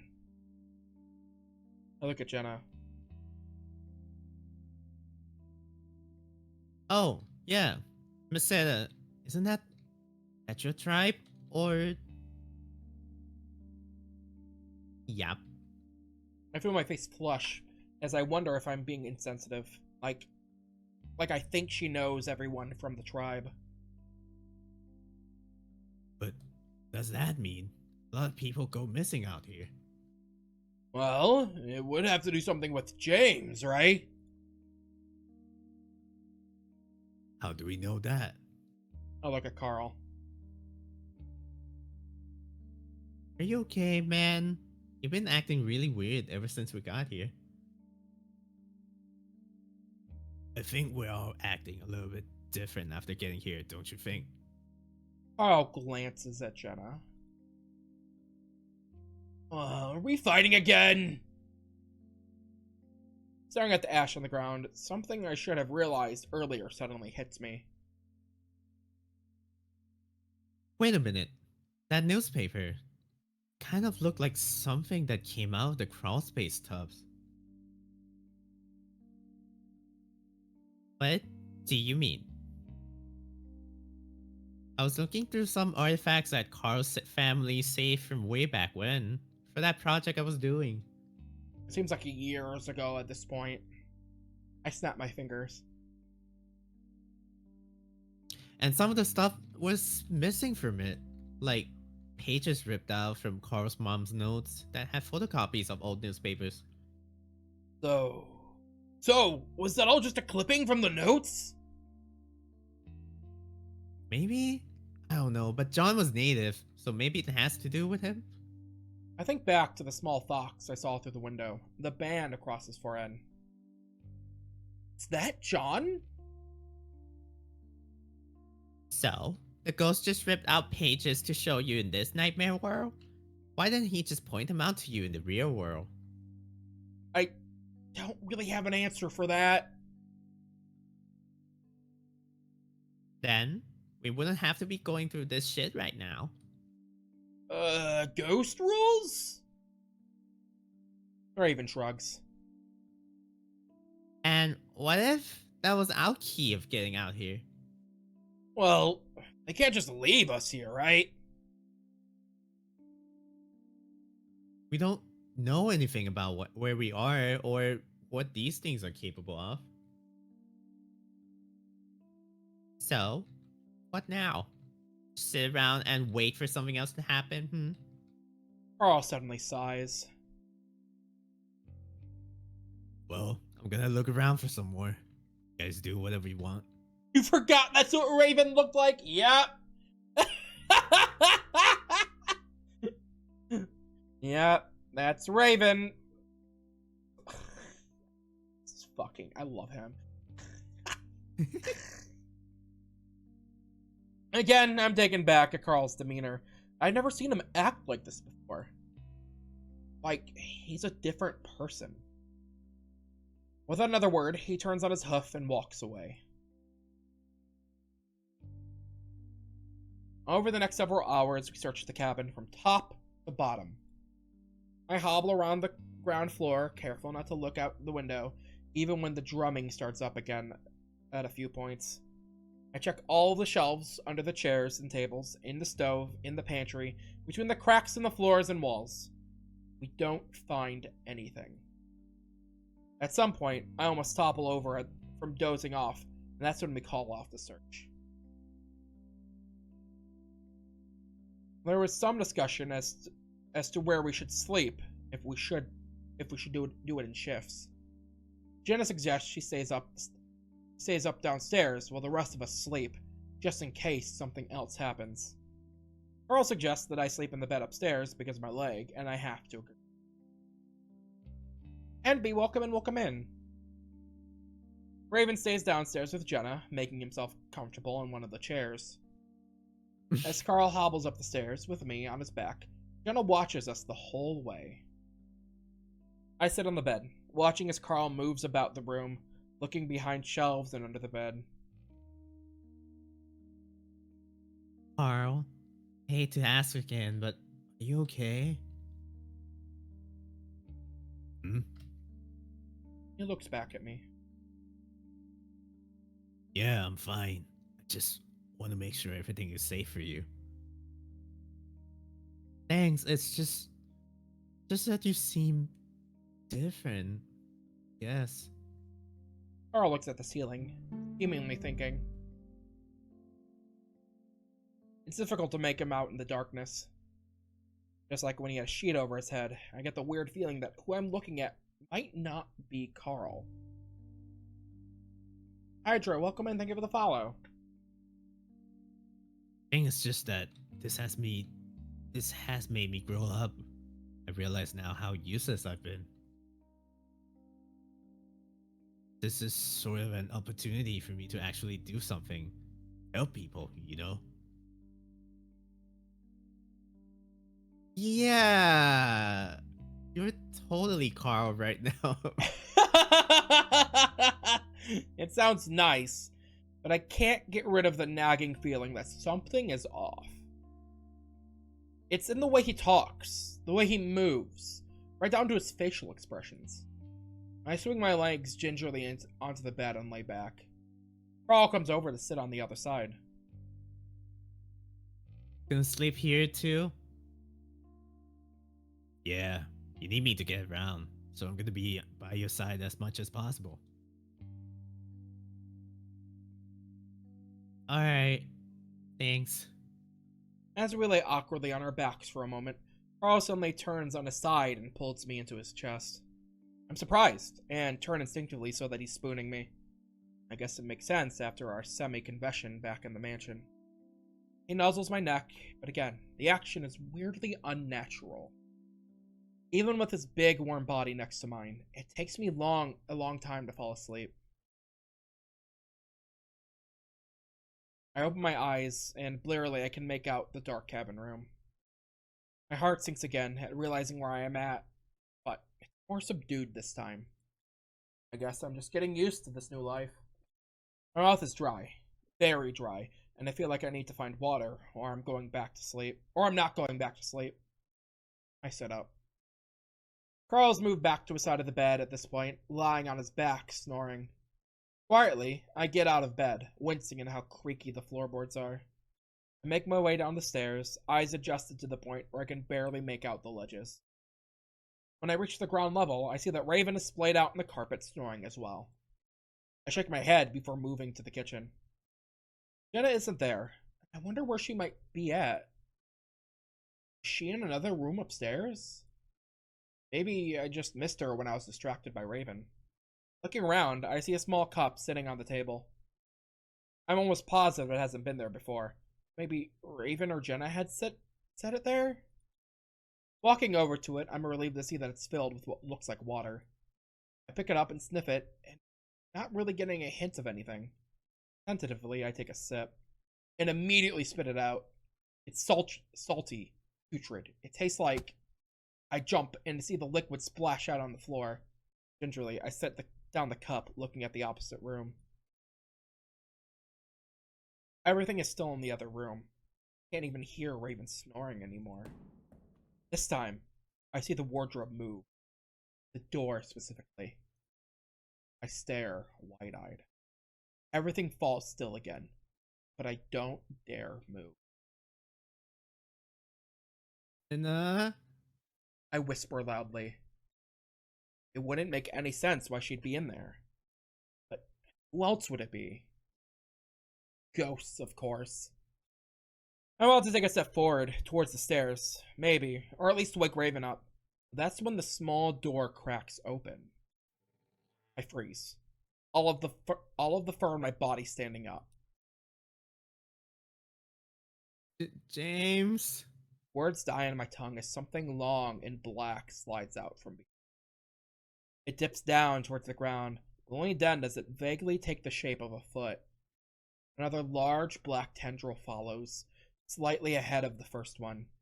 When it touches the ground, it takes the shape of a hand, resting flat on the wooden floor. I choke and start to try and back away, but then the door explodes open. I'm just barely able to make out a galloping black shape before it engulfs me. I collapse back onto the ground, twisting, trying to scream, but the thing is completely covering and smothering me. I choke and gag, feeling like I'm being suffocated, my arms pinned to my sides, my legs rigid. As I try and yank away from the thing, it feels like something is freed from my mouth and I'm able to scream. Help! Get it off me! Help! Jeez.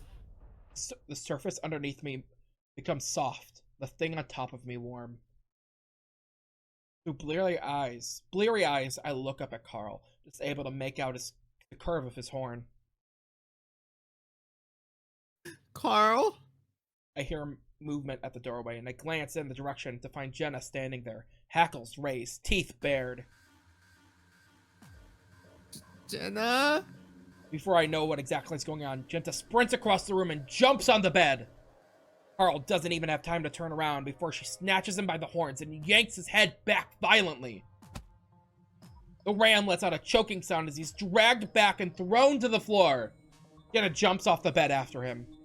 From the sound of it, she lands on him, but follows a series of thuds and smacks. Weakly, I pull myself to the front of the bed, foot of the bed, still completely disoriented. I knew it, you motherfucking piece of shit! What I see is Jenna sitting on Carl's back, swinging her fist into his head while the ram tries to cover up. You haven't changed at all! Jenna, stop! I roll off the bed, confused as to why I'm so weak. Pain shoots up my leg again, but this time I barely notice it. There's something around Jenna. Something big and black, like a shadow, making her look bigger than she actually is. Her fists swing and hit Carl with a force I didn't think she was capable of. Then she grabs Carl by the horns again and yanks back before slamming his face back into the floor. Jenna! I lunge forward, trying to pull myself between the two of them. Underneath me, Carl's gone limp. Just like Jenna, there's something black and shadowy around him as well. But it's fading, moving away. Jenna's still trying to get at Carl, reaching around me and snarling in my ear, a sound that makes my fur stand on end. Then, she's gone. I look to my left and see Jenna being drawn back by Raven, his eyes wide with shock. Ugh, what are you doing? Jenna struggles in the Husky's grasp. I saw him! He was trying to fuck the otter! The otter? Jenna, stop! He was helping me! Raven continues to try and pull Jenna towards the door, but she continues to struggle. I was having a nightmare! Jenna struggles, losing some of its vigor. Jenna struggling, losing some of its vigor, but she continues to snarl in Carl's direction. Raven, please get her out of here. The shadow around Jenna seems to shrink, and her face shows some doubt as she stares at the crumpled form of Carl. After a moment, she seems to try to let the Husky lead her from the room, and I hear soothing tones from Raven as he leads her down the stairs. I turn back to Carl, who has his arm around his head, face still buried in the ground. After a while, I see his shoulders heaving with sobs. Gently, pull one of his arms back and he looks up at me. This time, I recognize his face.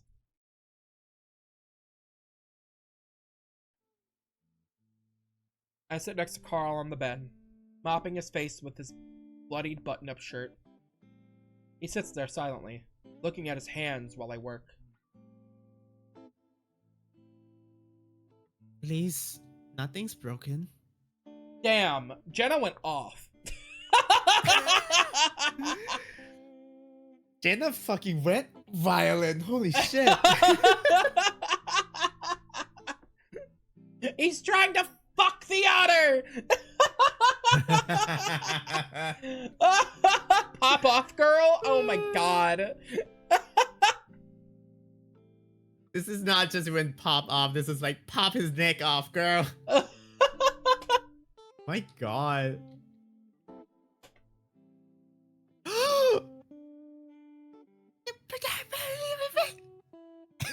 What did you just say?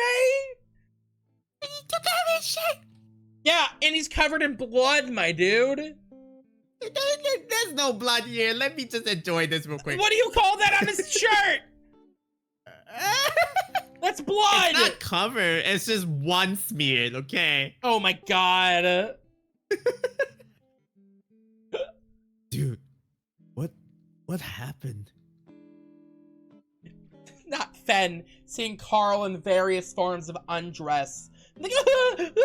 Meanwhile, he has literally just been assaulted and is just in shock. Oh my gosh. I'm not sure if he's talking about what happened with Jenna or just everything. I've been asking the same question since we got here. He looks at his hands again. I felt different. I sit back and look at him, satisfied with having cleaned up most of his face. You were acting different too. Like, I felt like I knew everything. I knew what I was doing. You were acting really confident. I agree, and set his bloody shirt off to the side. When I look back at him, he seems so sad and beaten down that I have to hug him. Dude, you're gonna make me start crying again.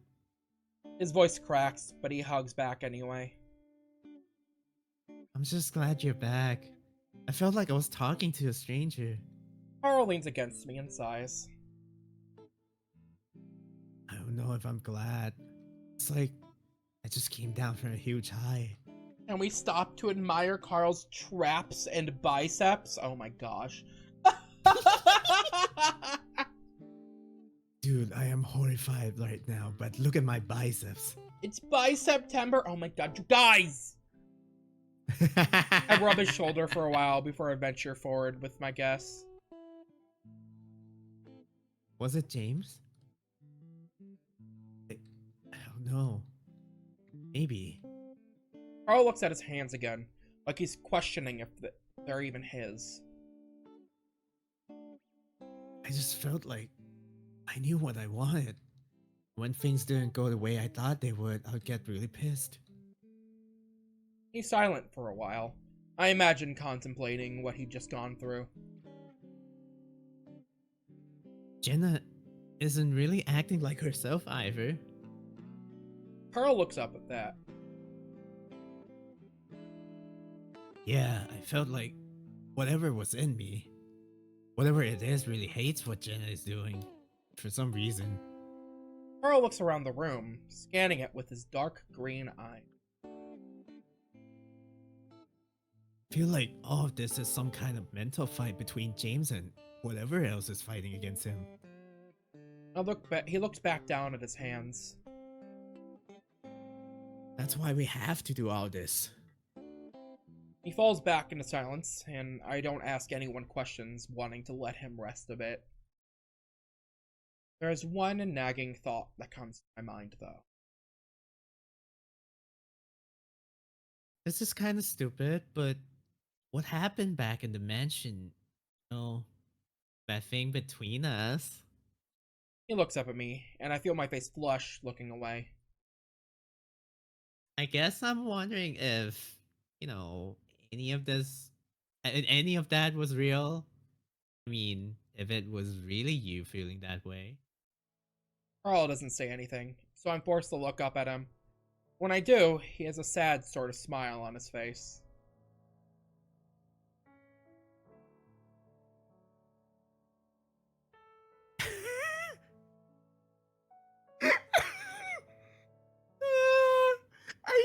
The timing of this is so fucking whiplash.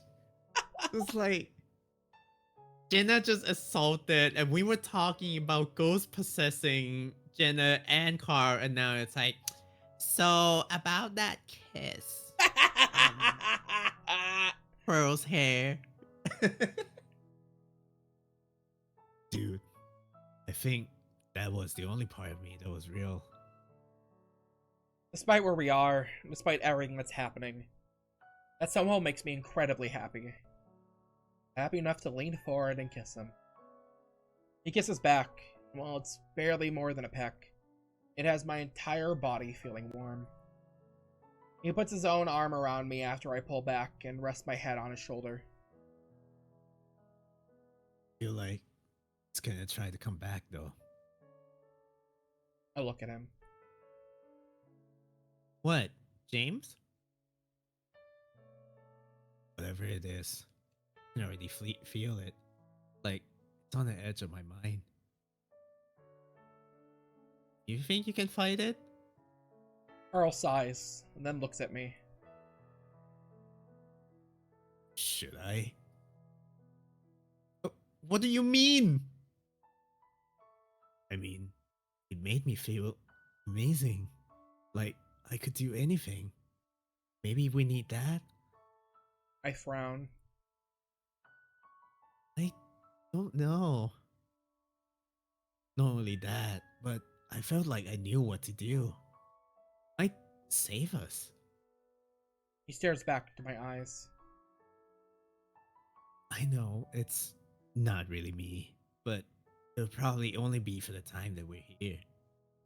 I look away, thinking. And I'll be back to my old self. He squeezes my shoulder. But it's important to me what you think. We're in this together.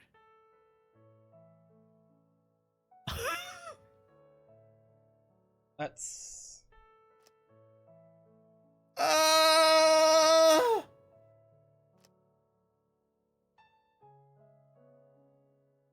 I do feel like the wise choice here would be to let it possess, but I don't want to risk losing him.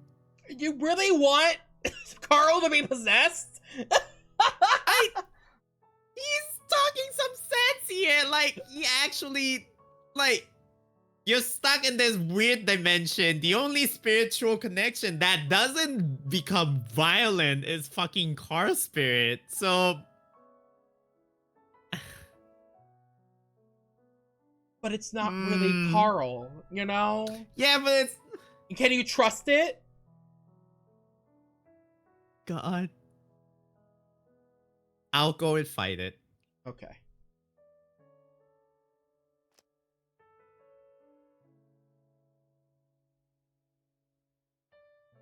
No. Whether or not it made Carl feel good, I can't shake the bad feeling it gives me. I rest a hand on his. No. After everything that's happened, I don't trust whatever this is. Carl watches me closely. Seriously, we need to be more careful.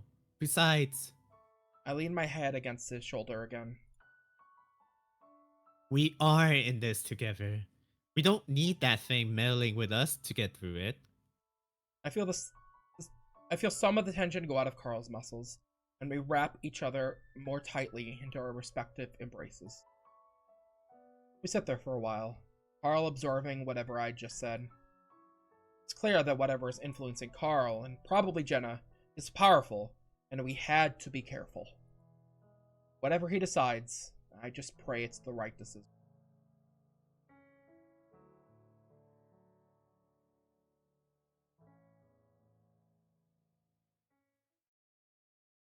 Okay. Do you want to start wrapping up here? Because we're getting close to time, and you have a stream starting soon, right? Yeah, but if it's like really close to the end of the route, I don't mind going further. Oh, no. No. No, we're not close. No. There's still more in this house, and even more after that. I almost spat, like, I was drinking, it's just like, when it came through, you're just like, no. Oh, no. No. No, no, no, no, no. No, you think you got... You think getting to the second floor of the Resident Evil mansion is the end? There's still a whole secret laboratory to go through.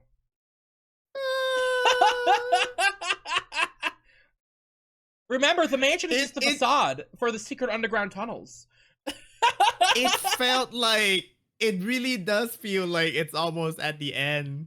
No. But alright. No. Remember when I said this is the part that drags? Ah. We did get through a large chunk of it though today. We did. Okay. Alright, yeah, we can stop here for now then. Yeah, there's like... What? 2 more sections? I think, I don't know, if I'm remembering correctly. This is... We're probably... almost 2/3. Yeah, because TJ's route is really short. Don't compare all the other routes to TJ's route. Trust me. I love how you say that, and I'm like, what do you mean TJ's route is short? I think TJ's route is like medium sized or everything. No, that was a very short route. Damn. Alright. Okay. Well. Okay, everyone. Thanks for hanging out today. Let's find someone to raid, but everyone go ahead and say goodnight in chat. We are going to... What if I just start the countdown on my stream? That's what I thought you were going to do. Yeah, alright. We're going to go raid into Fen. Raid, Fen, rear, Fen. There we go. Okay, everyone, have a good time at Fans, and I'll see you all next time. Good night, everyone. Good night. Good night.